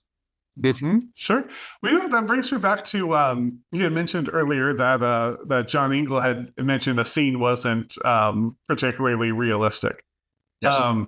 And I always think that's a really interesting question in fiction. I've heard people say is that it's it needs to be plausible to the world you've created, kind of deal versus like realistic. Because like that scene, like Eliot Ness throwing him off the roof, may not be the most realistic thing. And cops don't, well, maybe back in the day they did a little bit more, but they're not throwing people off roofs, commonly. But it worked for the story brilliantly. Frank Nitti died of old age. He didn't. That did not happen. It was it was a real character, Frank Nitti. That was a historical figure, but that didn't happen. No. Yeah, sure. So is it like the definition of unrealistic because they were two supposedly real characters? That something like that didn't happen. It wasn't something the audience would get into. You look. Have you seen Once Upon a Time in Hollywood, the Quentin Tarantino movie? No, I haven't. Okay, well then I won't do a spoiler. But for everybody watching the show who has seen Once Upon a Time in Hollywood, Tarantino creates an ending that audience says cheered. And if I say anything else, it's going to spoil it for you if you watch the movie. Yeah. So how do you manage that part, right? Because there's what's strictly realistic versus what's fulfilling. He created something that was the audience cheered that was different from what happened in real life. He did the same thing in Inglourious Basterds. Sure. All the top Nazi people die in a theater fire. Well, we know that didn't happen. Right? But it's fun. right. It's fun. Yeah. So how do you manage that? Is because there is the fun, right? I mean, yes. I really like one of the things that always resonated with me with Mark Twain is, besides these just unparalleled witty, right? He's really witty and funny and very observant. His writing is exuberant. You feel that exuberance of expression, in it. And I think Tarantino at times is also just very exuberant. He's very he's really into what he's doing. He loves making movies. You feel that the whole way through. Yeah. And so even though maybe it's not the most, realistic, that exuberance kind of outweighs it, or just the fun, kind of outweighs it. How did you manage that overall with reciprocity, with trying to keep it so that you don't break that suspension of disbelief, right? Where people go, wait, okay, that seems just out of the blue, but it's still fun and, interesting. And it's those moments where people get thrown off, ceilings or roofs, I guess. I believe that it should be believable. Yes, the audience has a duty to a limit to suspend disbelief. Yes, that is our duty as an audience, to a limit. You know what I mean? And that's, not reasonable. That's, I think, was what John was pointing out, was this one here, this instance, isn't realistic enough to fit in the consistency of this story, of this novel. It steps beyond what you're doing. And on re-examination, he was correct. Sure. I couldn't do it the way that I had done it in that chapter. And it involved a love interest that really, and him pointing that out, changed what I did with this one character, to where I still had the character have a love interest, but he went from being he went from being a bachelor who had a long lost love to a married man whose wife doesn't know he's doing this. This is the leader. This is the leader of the cabal that's doing it. Okay. Yeah. So you're asking about suspension of disbelief. Is that it? Yeah. Yes. Oh yeah. Because here's an example. I felt, the character Fingo, the rebellion Fingo. Yeah. I pushed the envelope with him, with the extent, the degree of his core evil. What gave him his jobs is genuine sadism. He doesn't just use cruelty to intimidate. No, he does. He also is fantastically cruel, not just to achieve a goal, but because of how much he enjoys it. Sure. And it's like a serial killer that found the right career path. well, they say that I just read last week that Vladimir Putin is described by people who know as not just a brutal dictator.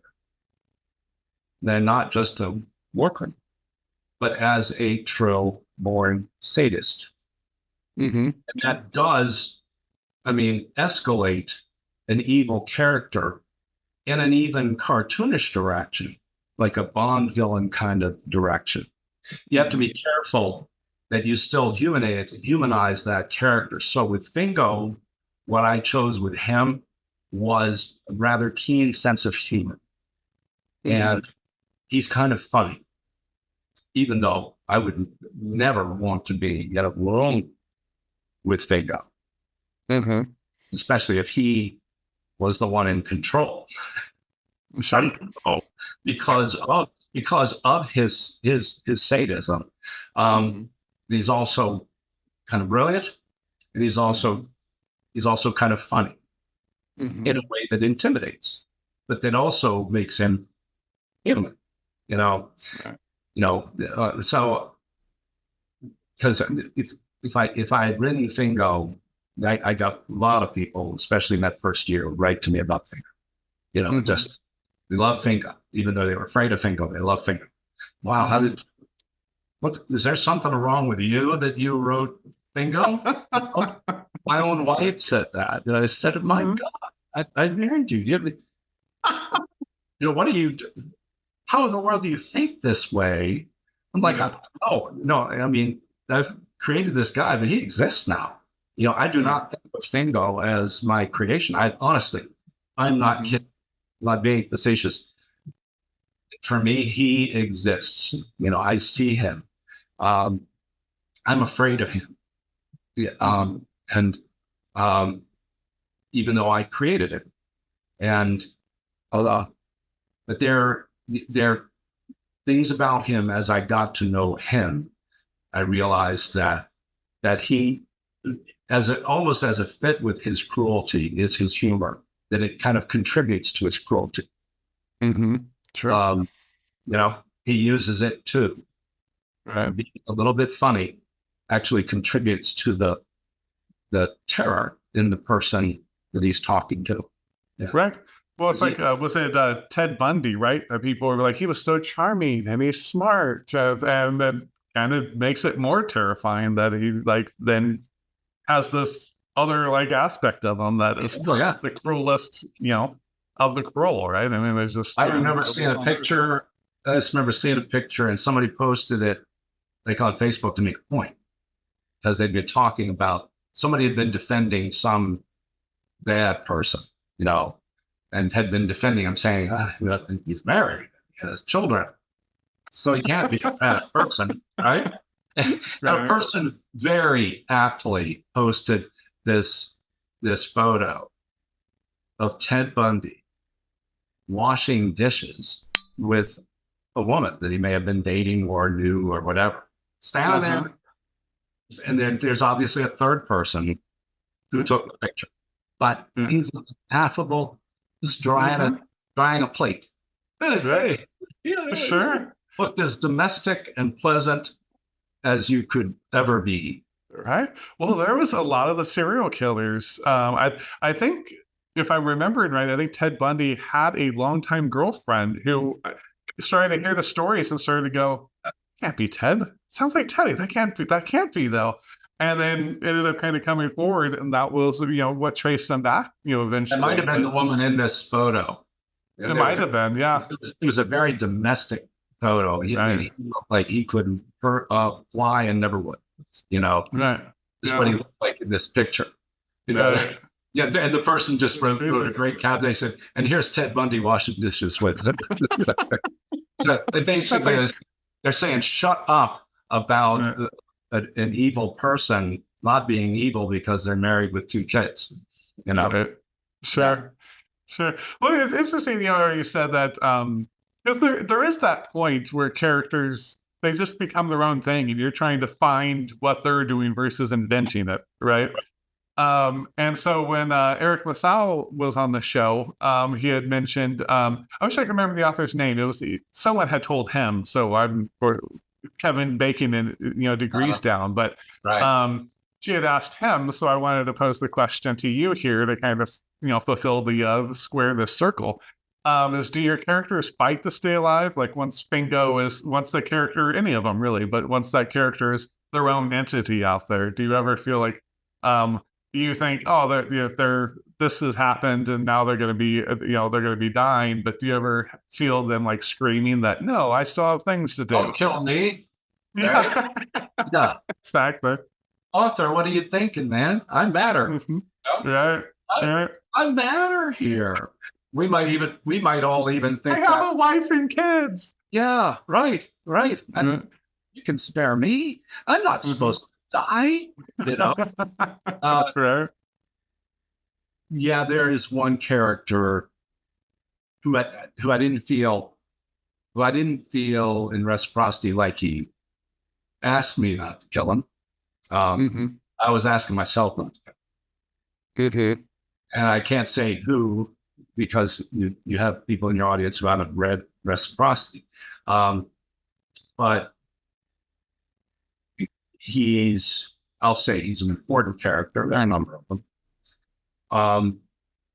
He's a character I like. But in the situation that he was in, he wasn't going to survive. And there's another character who just wasn't going to leave the room like a Bond. Hey guys, my hapless henchman, finish Bond off, I'm going to go play golf. And that's when Bond can take advantage of the hapless henchman. They leave the room. Goldfinger. Well, I know, Mr. Bond, I expect you to die. That says, well, what about Operation whatever it was? And he goes, oh, well, maybe not, and then later on, he's not there, and Bond gets away. And speaking of willing suspension of disbelief, right? But that's a series in which the worst marksman in the history of the planet, except for Star Wars stormtroopers, are trying to kill James Bond. Right? That's what it requires for James Bond to survive, is poor marksmanship and bad decisions by arch villains. That's the repeated chance for him to survive. Sure. And of course, Ian Fleming, can't, kill James Bond, so we just have to be inventive. Well, this one character, I felt that way. I was like, I don't want him to die. But if he doesn't die now, then I have failed in my presentation of this particular bad guy. This particular bad guy's thoroughness as a habit, as a philosophy, would totally fail if he, quote unquote, leaves the room and assigns his henchmen to finish the job. Right. Yeah, there was one. Yeah. But I did it anyway because I felt the story would be weaker. And there's a moment that comes up as he passes. There's a moment that comes up with another character as he passes, which is essential to the story. So the story comes first. Yeah, absolutely. Thanks for that. Dude, I wonder where, because there's that dread, right? Like, like with Fingo, there's this sense of dread anytime like he's in the room and things. I guess kind of a two-parter kind of question to that is, how do you kind of inspire that dread? But then, and maybe kind of part and parcel to that, but where does that dread come from? Like for the reader, like where does dread, this feeling of kind of dread generally come from? And then how do you inspire that, with your stories? Yeah. Well, in Reciprocity, the story is told by a third person anonymous narrator multiple character points of view. Okay, so each chapter is a particular character's point of view and experience. And so the dread, it has got to be on the part of that character. That character is the one who has to be experiencing dread, true dread, even contemplating dread. If it's an intelligent character, you know, the difference between dread and feeling apprehensive or feeling afraid because you heard a sound in the night. You know, there's that fear, and there's dread, and there's a certain level of certainty in that. You know, that it could be certainty for that character. This is what's coming, and it's beyond horrifying to me, involving the potential, the likelihood of pain, the likelihood of suffering, the likelihood of ceasing to exist in the universe forever, you know, returning to the void this way, and knowing it. You know, that's, I think, where dread would come in, because dread involves the absence of hope. I think the absence of hope contributes to dread. And I do fear that if I ever have like grade 4 terminal cancer and I'm in my last days, you know, say in 3 months, I've gone from the diagnosis of grade 4 pancreatic cancer to the end. Well, I think, because I love life so much, I think dread, the more you love life and the people that are in your life, the more I think I expect the feeling of dread to be there at the end. I dread returning to the void without people that I love and dogs that I love, and, you know, morning sunshine and peppermint coffee at 7 in the morning. I enjoy all of those things. And someday, you know, I go back to the way I was, as Mark Twain said, for billions of years. I won't know it, thank God. You know what I mean? But, you know, but I'll know it when I'm about to have that happen. That's going to be dread. I know that's going to be the case with me. I don't think I'm going to be laying there going, you know, I think it's been a life, you know, fairly well lived, you know, to use the cliche. Sure. I don't think so. I think it's going to be, oh no, no, you can't have it another day or another 2 days. And I, in this novel, I have, you know, a couple characters in that kind of situation, except they're in that situation not for medical reasons, but at the hands of a deeply evil human being. And I must say, I will confess that I do believe in capital G and capital E, good and evil. I do. There's nuance in between, there are variations and all of that, and there are bad people with good traits and there are good people with bad traits, but there's also evil, and there is evil and there is good.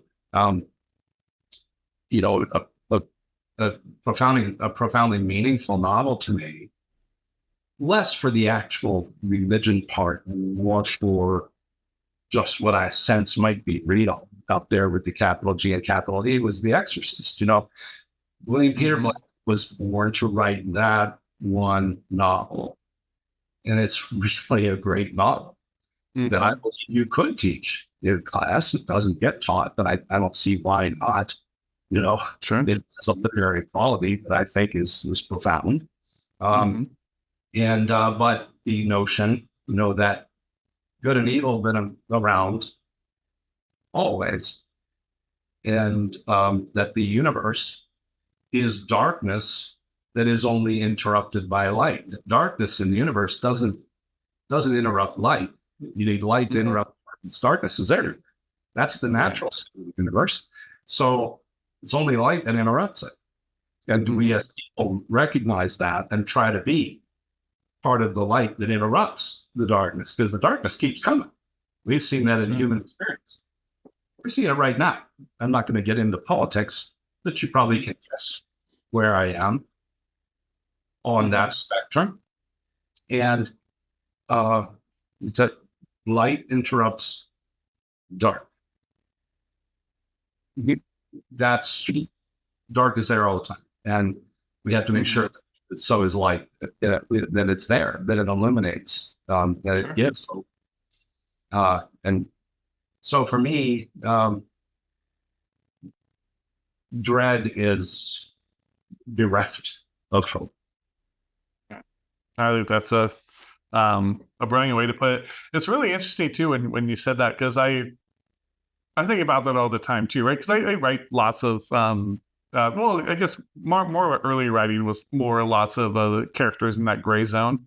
But there really is that bell curve with everything, right? Where it's like, yeah, most of us humans are here in that bell curve. Right. There's people out there that, and then when you hear some of the tales of what they've done and things, and just to say that it's all brainwaves and all, this, I'm wrong about lots of things. It could be wrong, but there is certain times where you're like, this just feels like evil. Like that feels like a complete, like, it doesn't feel human anymore. Yeah, there's not a lobe in the brain that fully explains evil, in my opinion. I mean, people talk about, the frontal lobe has this wrong with it.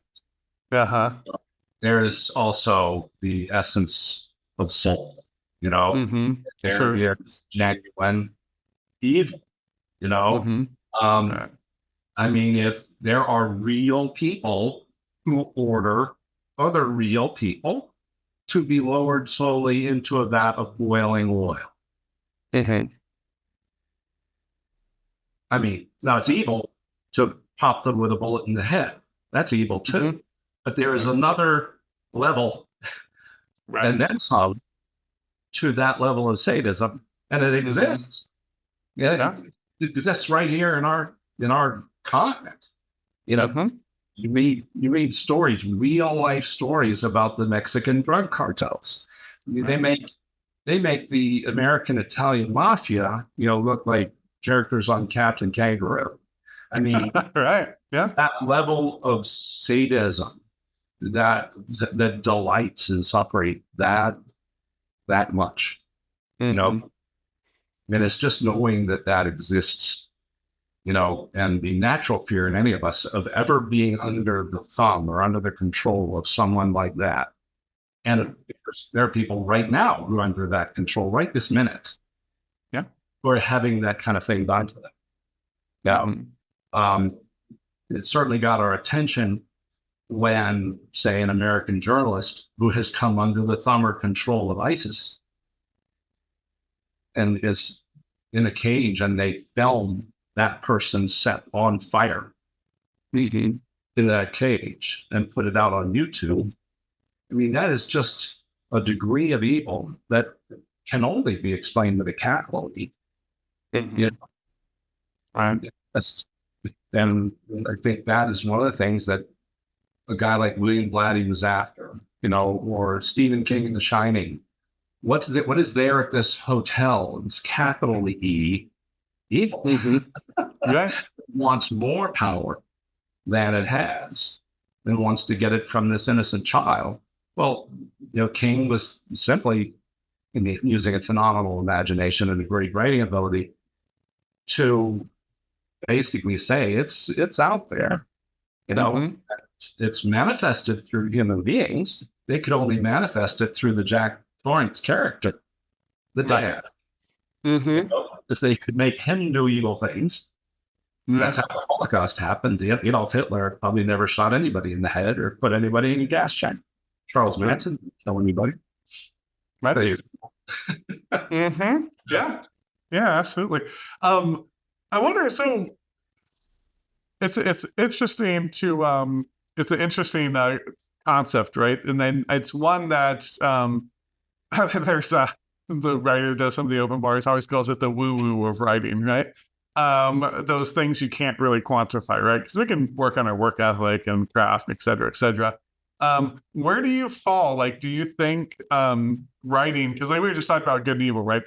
I'm the same way. There was a really interesting study that a neuroscientist did, where I think it was the frontal lobe, but then he had that same deficiency there, And he's like, well, why am I a serial killer? And then they kind of went into it. There's like a warrior gene that's usually triggered on that makes you a little more aggressive. They call, I forget the actual gene name, but they call it the warrior gene because most people that join military and stuff tend to have that activated. And then abuse when you're a kid. So he's like, there's this kind of confluence of these things may make that kind of person. But even I still don't think that kind of explains everything, and I don't think that applies to everyone you would give that capital E to. But No, right. Yeah. But what for writing, right? We tend to always think like, okay, get a routine. All those things. I'm not saying any of them are important. But there used to also be this notion of the muses, right? That you had to open yourself up to whatever that creative process, right? Call it the muses, call it whatever. How do you feel about that? Do you think it is just T.D. Johnston that comes up with these things, or is there other powers, whatever you want to equate those to, that contribute? That's a great question. I only feel like there has been that muse for one project, and it's one that I'm getting ready to edit. It's another novel titled The Temple of the Graces. I'm not going to get into the whole plot and outline everything like that, and it's going to change because I'm about to start revisions.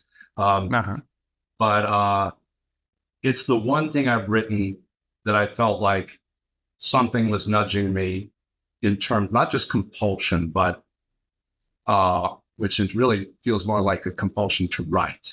This one was, you must write me before you die. Fine if you die before it's published, but you better put it out there. One, that's this one that I am getting right in the revision process called The Temple of the Graces. And I've had, you could independently ask my wife to come on your show and make me promise not to prep her. And you could ask her, because I talked about it with her before I started writing. So I feel like I've got to write this particular story. Like something saying, you have to write this. Then you can die, whatever, somebody crosses the double yellow line, whatever, you have a heart attack. But do this first. Yeah, one. But just one. Now, that doesn't mean that I sit down and say, what shall I write about today? I don't do that either. So ideas do come to me. They've all come to me. Sure. I haven't really manufactured ideas for my short stories or my novels. So they have come to me. But as far as kind of a muse that says, do this, you must do this, and here's how you must do this. And here's inspiration for this. That one coming that much together has happened this one time. Yeah. And I'm getting ready to start that revision process and find out whether I like it, this draft, as much as I think I'm going to like it. Because as I wrote it, I felt, oh, this is good, this is good, this is good. But that doesn't mean I'm right. I'll find out, because you have to read your work honestly. And then after revisions, then it goes to beta readers and see what their reaction is. This one all the way through has felt like, not like I've had a guiding hand, and sort of an insistence from someone else that has happened. Right. Brief interlude from the show. As you've heard me say ad nauseum at this point, the very best way to support the show is to buy a book. You're hearing all about my guest work during the show, so now if you want to take a moment to watch a cinematic trailer of one of mine, I'd certainly appreciate it. And if you're intrigued and so inclined, we'll have links where you can pick yourself up a copy. Thanks again, and cheers.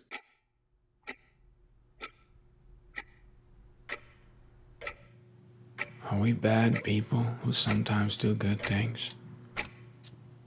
Or good people who do bad things?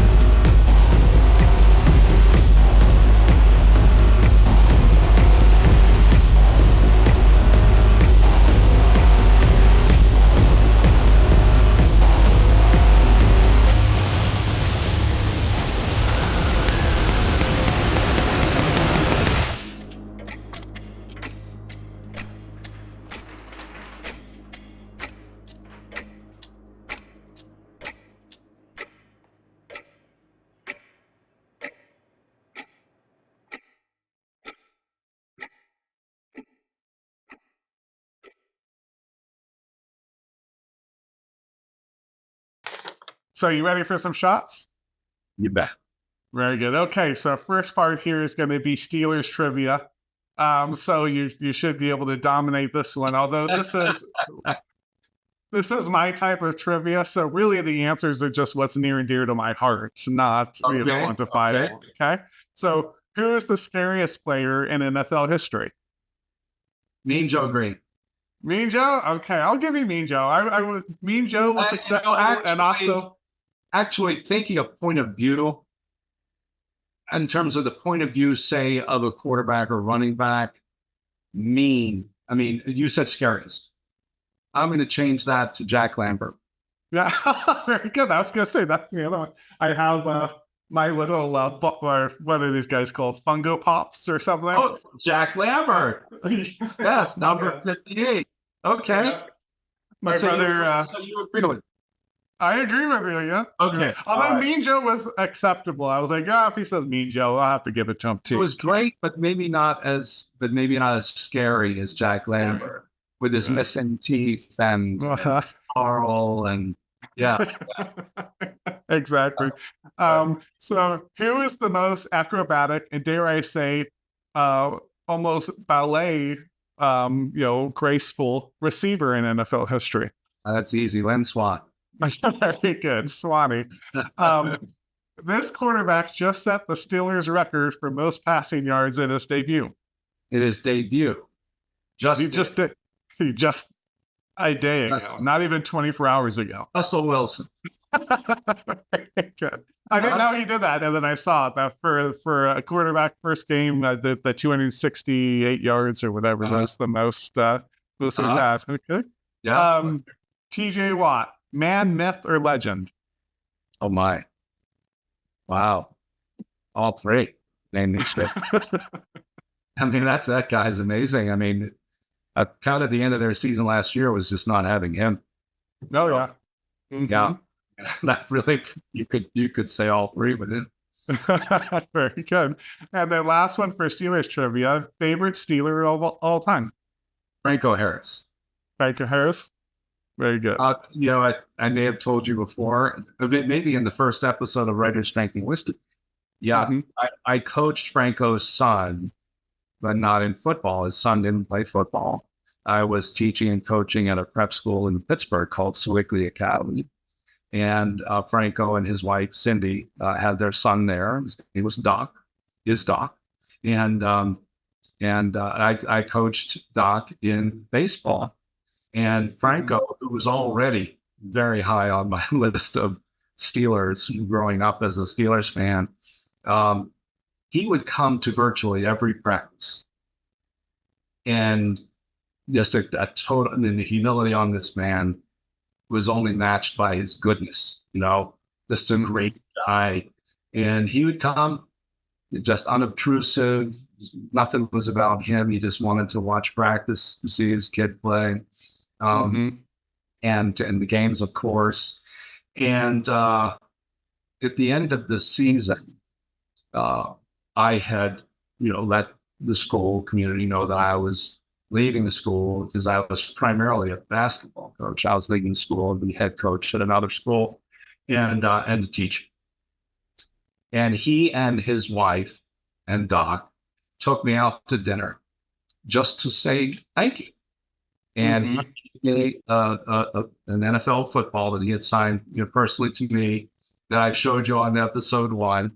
And it's not in this room now. This is a different office from the one I had before. So that's now down in I guess what I'd call a man cave downstairs where there's a pool table, library, and sports memorabilia, that kind of thing. But what a champ of a guy.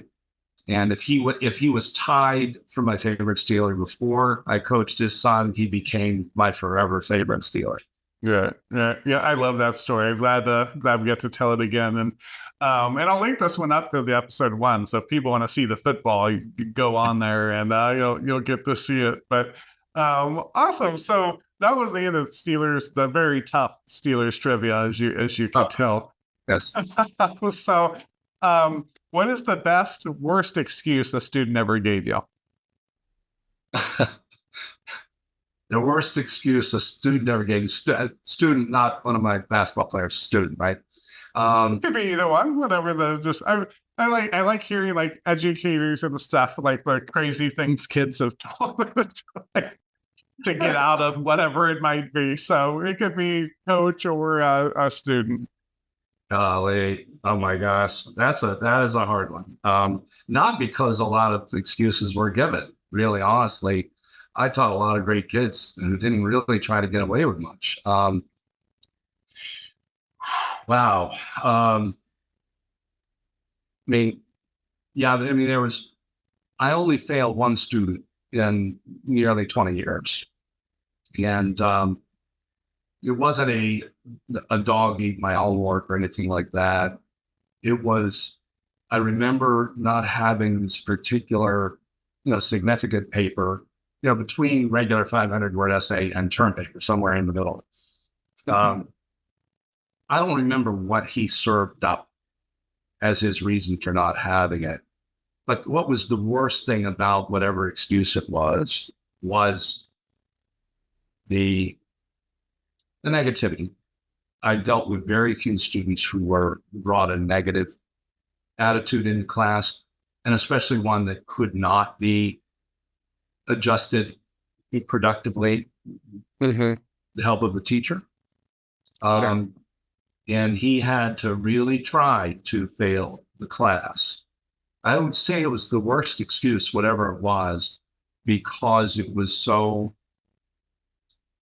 disingenuous. It was so not disrespectful toward me as much as disrespectful towards learning, towards just the idea of being expected to produce something, which someday people who are paying you are going to expect you to produce something. This is good practice. Sort of like when I failed the astronomy class in college. I wasn't like that. I didn't act like that. I was a nice kid in class, if I ever said anything. Like any person who's not prepared for class, chances are you're going to be pretty reticent.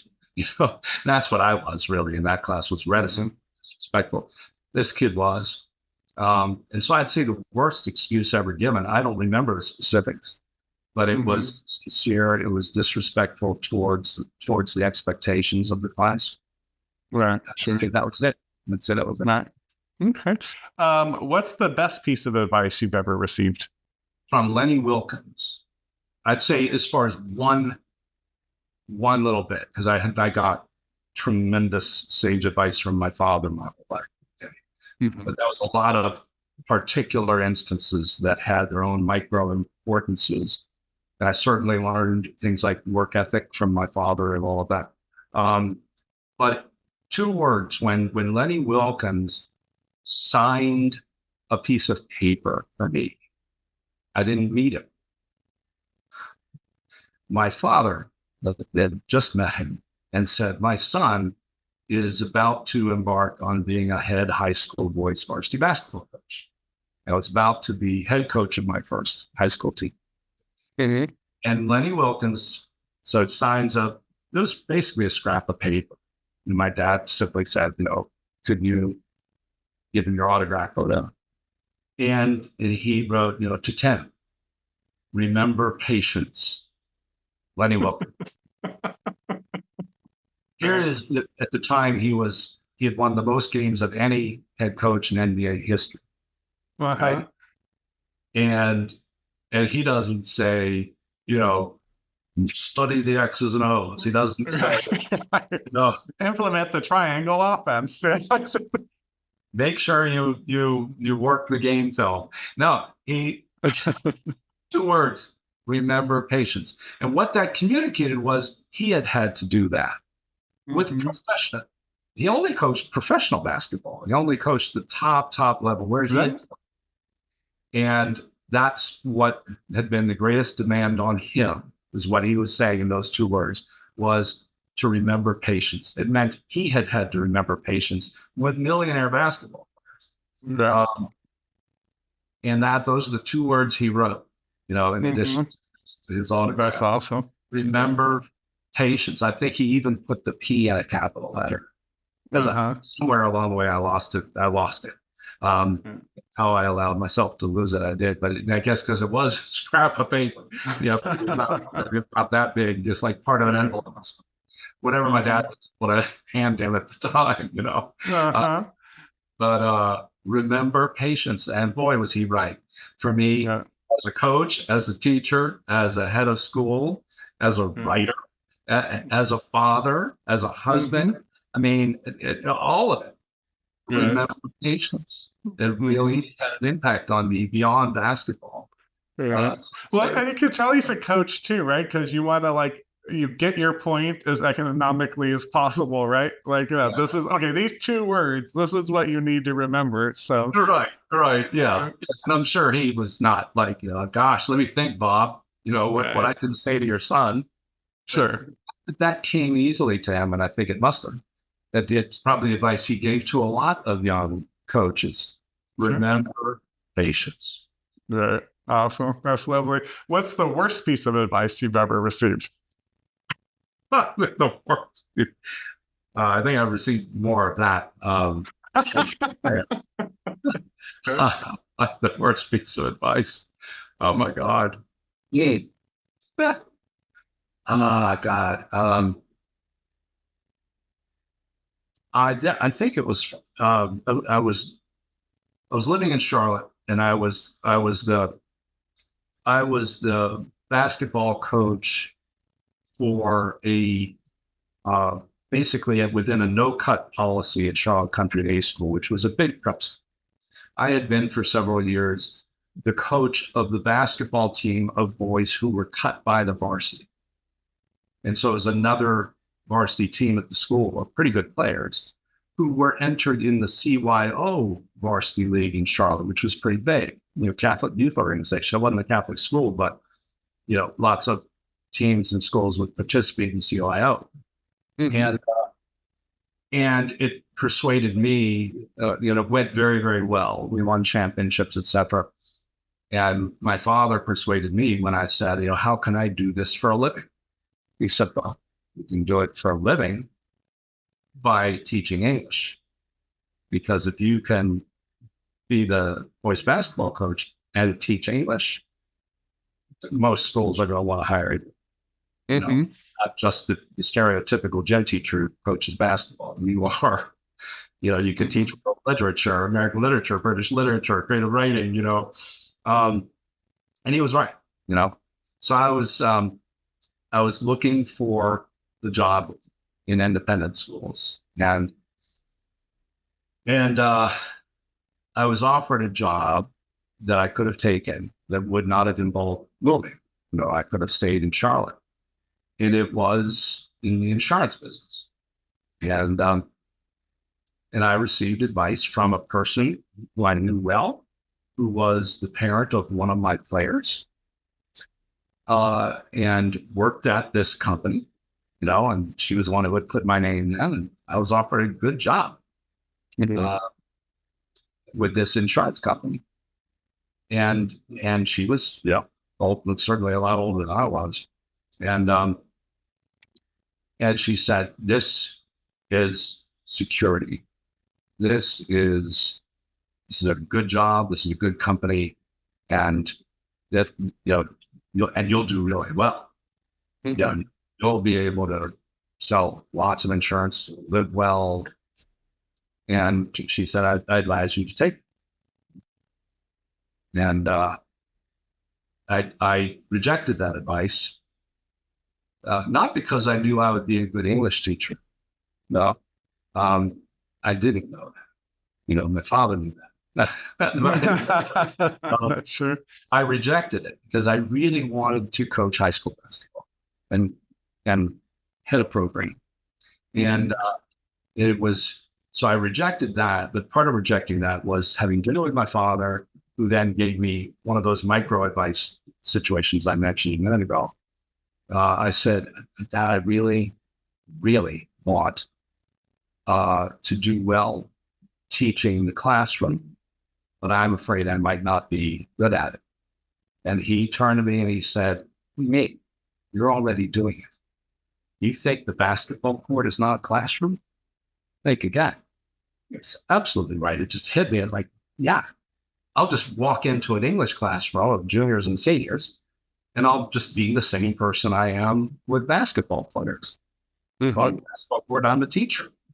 You know, I'm an analyst. I am a guide. I am leading them in terms of the construction of character. You know, yeah. And he was spot on right. But he usually was. But the advice that I easily could have taken was bad advice. You know, go ahead and do something that does not matter to the soul inside of you, because you'll be able to pay the bills. And many people have to do that. Doesn't mean they want to do that. I was lucky that I could choose not to do that, because I had figured out what my passion was, and I had figured out with my dad's help that I could make a living at it. Yeah. So Sure. there it went. Yeah. Amen. Dads are the best. You know, all you kids out there, cherish your fathers. Dads are the best. That's right. Very good. Awesome. So last question for our shots portion here. Favorite podcast, and why is it writers drinking whiskey? And it actually is. And I don't watch a lot of podcasts, to be honest with you. I don't. And I should. I mean, I know that it's where things have gone. I just haven't really pursued that as a consumer of. I will listen to news shows on my AirPods. I get my information that way, and by reading articles and whatnot. But I don't tend to tune into podcasts, even though I know there's a lot out there. And so, if more of them are like this, then I absolutely should subscribe to podcasts, because this is really great. I mean, it is writers drinking whiskey, because every time I've hosted a Short Story America conference, and these short story writers come in from around the country, and for 2 or 3 days, you are with, quote unquote, your tribe. And the guests that you have on this show are my tribe.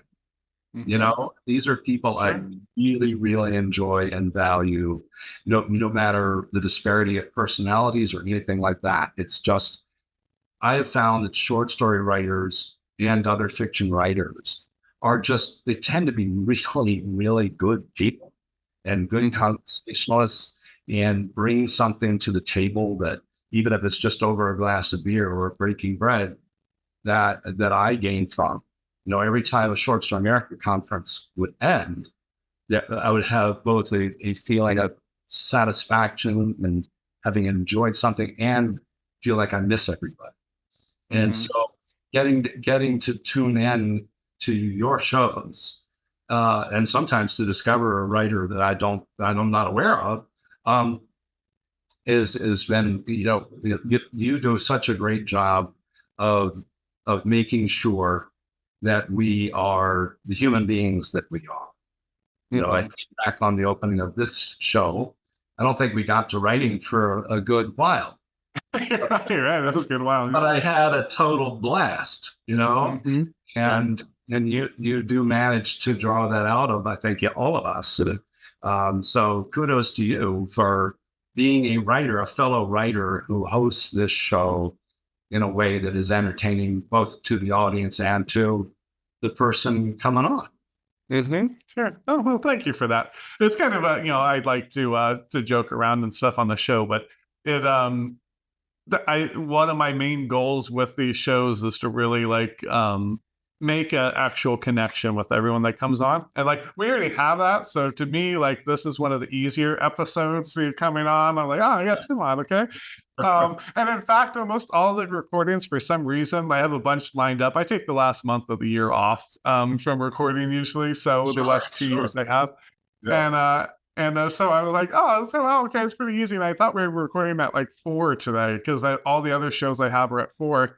And I got my computer like I always do, and I check my schedule, and I'm like, oh, we're recording an hour. I'm like, I don't know, I'm just set up. But I'm like, okay, I already have like, a little agenda and things ready. But I'm like, it's 10. This is going to be fun. And, this is not a chore at all. But one of the real impetus for the show was when we would go to like do Short Story America, you go do these things and you have exactly like you said, these like great conversations, like it's so much fun. And then the few podcasts I had done were just very, what's your inspiration? What's this and that? And I didn't feel that same like connection and like that same rewarding feeling, like it was having been rewarded from the interaction. And I was like, I want to do that. I want to get back to that conversation and recreate that as best I can. So yeah. Oh, you awesome. Yeah, I'll be right with you. Oh, hello. Fancy meeting you here on the show I host and edit. William R. Hincy, I'm taking a break from my hosting gig at Writers Week of Whiskey to look oh so stylish and oh so suave in my Firmoo glasses. As you guessed it, that is today's sponsor. If you'd like to get a 50% off already affordable glasses with tons of selection, you can use the promo code maybe here if you're on the YouTube box and you see my hands. If you're listening on a podcast, you can find it in the description. So check out the link, get your 50% off, support the show, and support restocking the bar behind me because it is an expensive chore to keep that puppy up. Thanks, everyone. And as we used to say in the 80s, back to your regularly scheduled programming. Okay, so did you have something you could read for us today? I believe so. I would need to set it up a little bit, because it's not this chapter, so I'd need to set it up a tad. Okay, to set up reading from the novel, as you know, it's not a short novel. In this particular chapter, which in the novel is chapter 37, the conflict is clear. The character Fingo has become not only a potential problem for the people doing what they're doing to the leadership of the mafia, but has become a problem for the lead FBI agents, two characters named Jack Hanratty and Neville Parker, who are they've been assigned to partner on the national investigation of these killings because they do cross state lines and involve organized crime.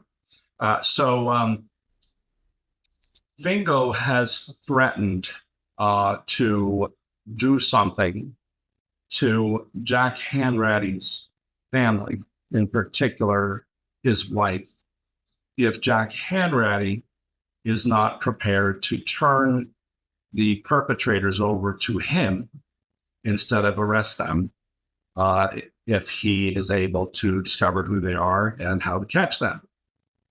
So Fingo is a character who is a Sicilian, very organized hitman, whom we've talked about in this visit today, who has been brought over by Cosa Nostra, by the Commission of the Italian Mafia in America, to track these guys down. Of course, their goal is to track them down and put them 20 feet underground, whereas the FBI is trying to track them down and bring them to trial, which the mafia doesn't want because it would be highly sensationalistic and, in fact, potentially make heroes of these guys in the national media. So in this chapter, the point of view is that of Jack Hanratty's wife, who has had an encounter with a strange individual in the grocery store just a couple of hours ago. Okay. Packing for trips had always been among Rachel Hanratty's least favorite chores, the irony being that among her passions was a deep love of travel. Tonight she was frustrated, even angry. Normally Jack shared everything with her, from progress in his investigations to the elation of victories and the deflation of defeats in the ongoing treadmill of FBI work. But this afternoon, when she changed her mind after Coles and called him about the creep at the grocery store, Jack immediately told Rachel to pack her things. Tonight, he said with an urgency that frightened her, Jack and Neville would fly back early to Milwaukee and Chicago to see to the relocation of Rachel and of Neville's wife and children to safe havens. As a precaution, Larry Kolb and John Heffernan, two of the younger agents in Jack's unit, were now parked in the driveway and would stay there until Jack arrived, which would be in the next couple of hours.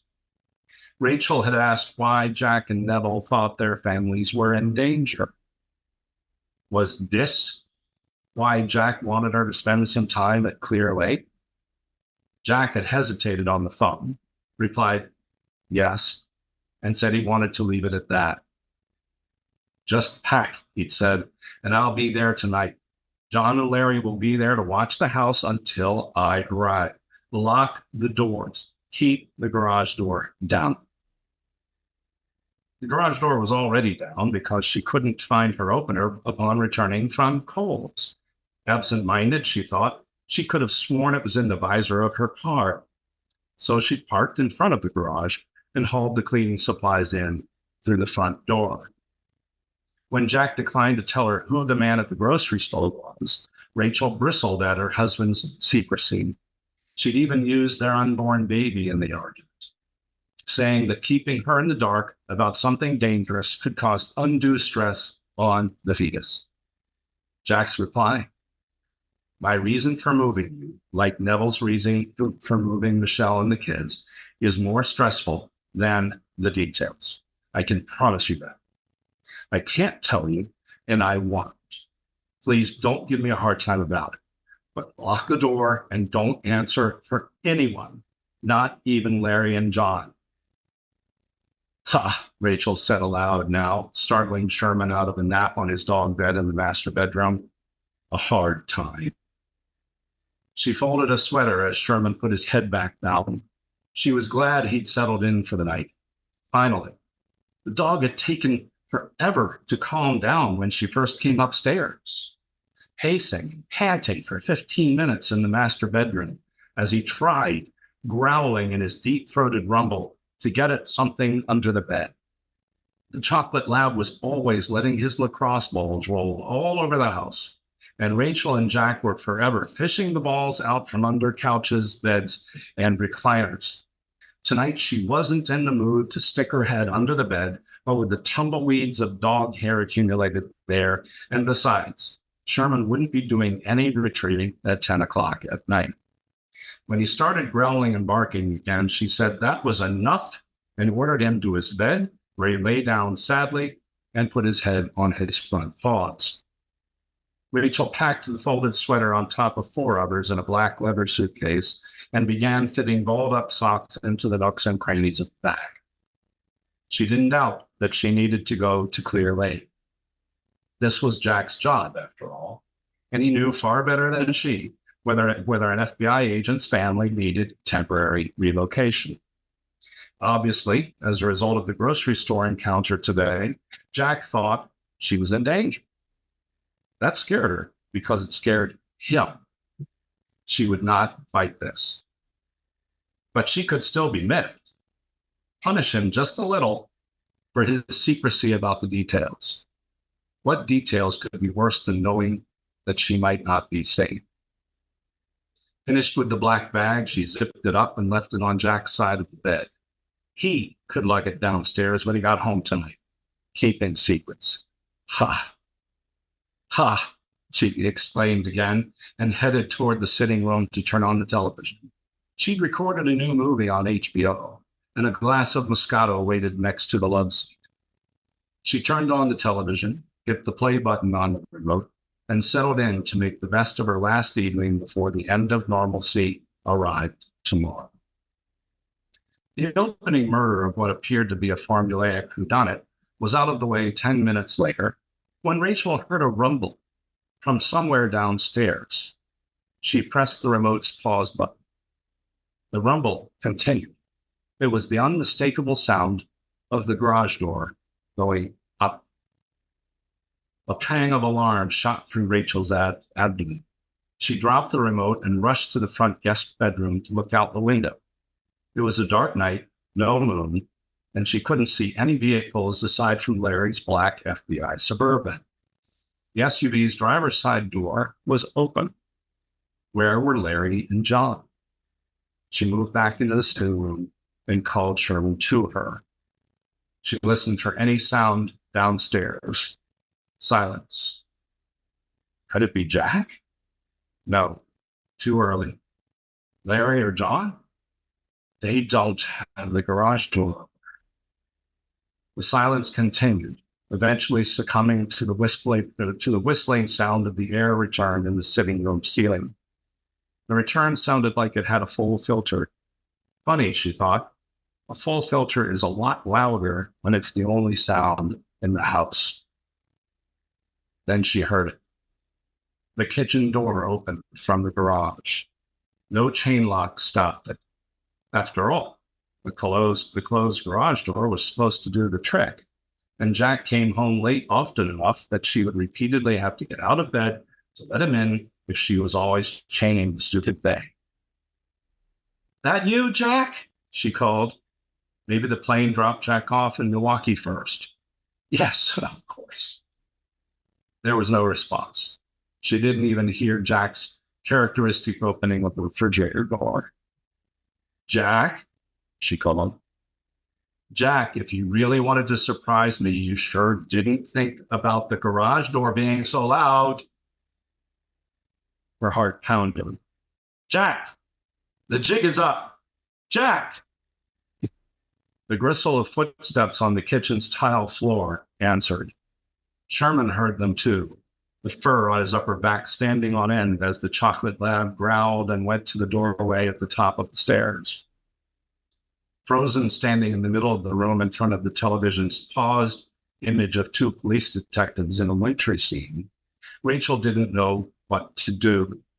Was Jack capable of a tasteless, practical joke? Yes. But would he refuse to answer? No. Rachel grabbed the portable phone off the top of the television. She punched Jack's cell number with a shaking right forefinger and put the handset to her left ear. Hi, babe, came the familiar voice and checked her mirror. We're somewhere over 10 to... Jack, she whispered. Rachel, what's wrong? What is it? Jack, there's someone here in the kitchen. Oh, my God, Jack, my God, what am I? His voice exploded into her ear. Rachel, hang up and call 911 now. Lock yourself somewhere upstairs and call 911 now. Jack. Her husband was gone. Hands uncontrollable, she tried to press 911 before getting a dial tone, then frantically repeated the call as she heard a footstep at the bottom of the wooden stairs, then a second. The phone rang at 911 as Sherman began barking at the top of the stairs, protecting her as she'd always known he would.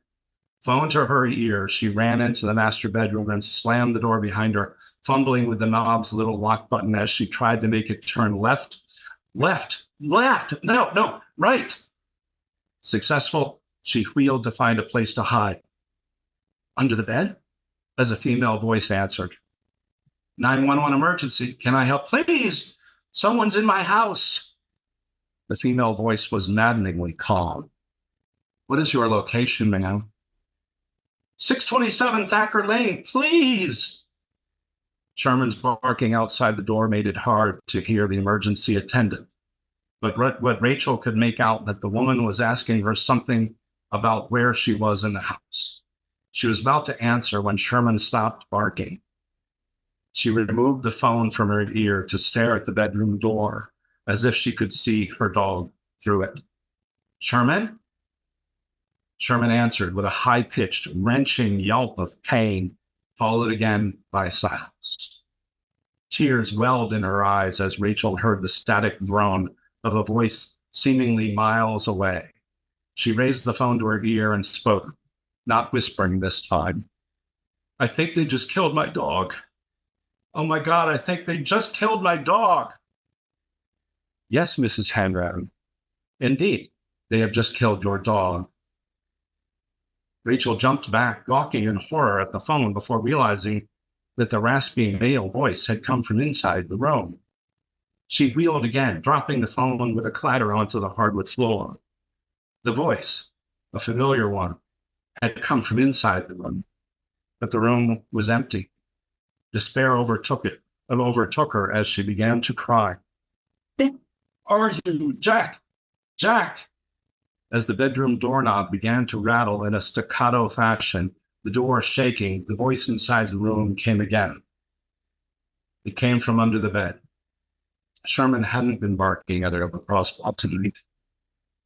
"If by Jack, Mrs. Hanbury, you mean the FBI agent who's getting a nice tan in South Beach, I don't think he can hear you. Neither can your dear departed friends outside. But let me introduce myself properly before my own dear friend enters the room. Regrettably, we must leave this attractive house before unwanted guests arrive." A booted foot emerged from under the bed, followed by a gnarled hand with long fingernails. Rachel screamed as the man crawled out. It was the man from the grocery store. She wobbled as the door behind her made a loud splintering sound. She collapsed, her head striking the floor with considerable force. Through the blackening mist of her fading consciousness came an icy voice next to her left ear. "My name is Fingo, dear lady. Rhymes with Ringo. The pleasure is all mine, although I must admit that you take an annoyingly long time to pack." That's the end of the chapter. Awesome. Thanks so much for that. And it actually works out perfect because we talk so much about Fingo and Dread and things. So now everyone got a chance to meet him, before sneak peek, you're gonna pick up the book. So thank you so much for that. You're really one of my favorite readers of any author around nowadays. It's actually surprising how many writers will go, "Oh, I don't really like to read." And I'm like, no, this is part of the gig, people. Are you a storyteller or not? Yeah. And that includes when you read your work, right? Right. Yeah. Absolutely. So you do it. You're just, if not the best, you're definitely up there. You're on the Mount Rushmore of writers reading their work nowadays. So always a thrill for me. So I believed you. I would start a podcast for readings. No. That would be great. Yeah. But yeah. So thanks so much for that. And so I always like to say on the show, it's last call. You don't have to go, but you'll have to restart the video.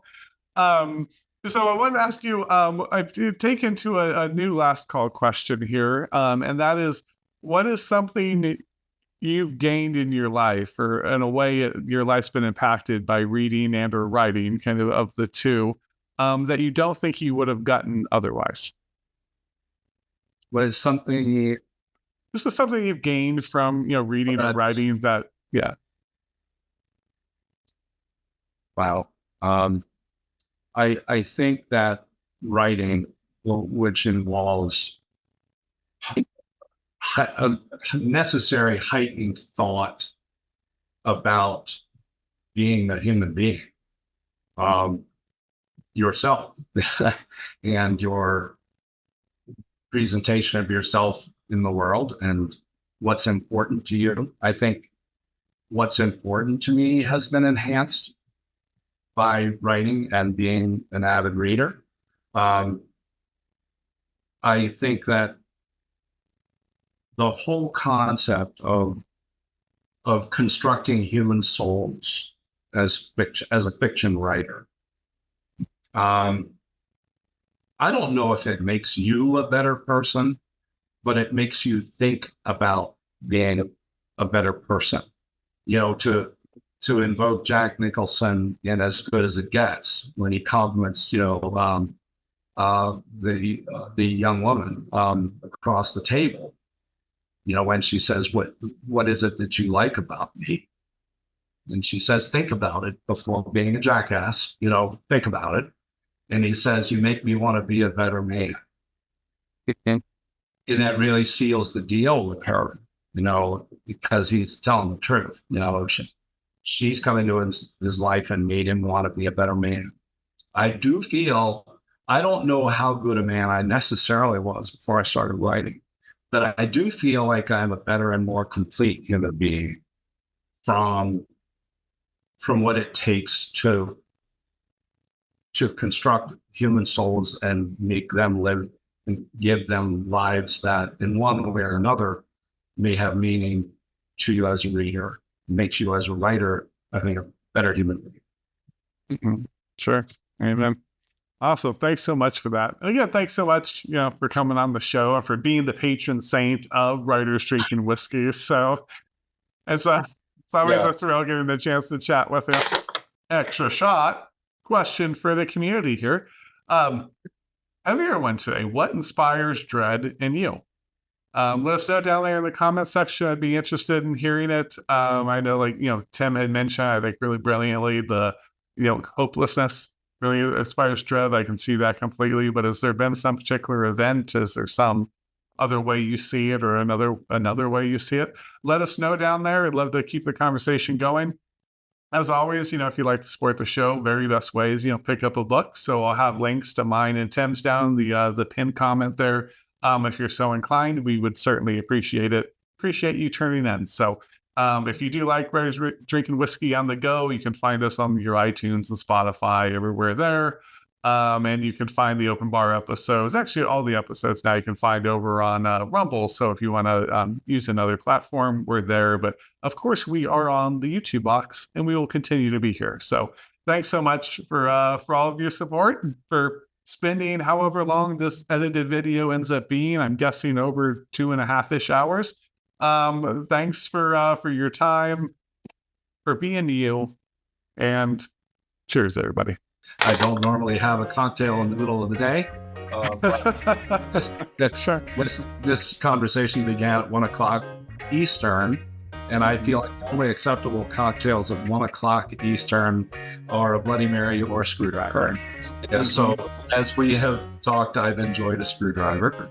And I don't know if you, since it started at 10 a.m., I don't know if you allowed yourself your theme, but well, I always have my little wooden cups here I use now, so I have a little to keep with the theme. I have a little. There's an Irish whiskey that's you left the bottle on the other side where I can't reach it, but there's an Irish whiskey that I love. Irish whiskeys. This one's actually a little sweet, so you put that with a little coffee, it's kind of perfect. So great. I know you gotta always get that into the conversation. Is what are you drinking?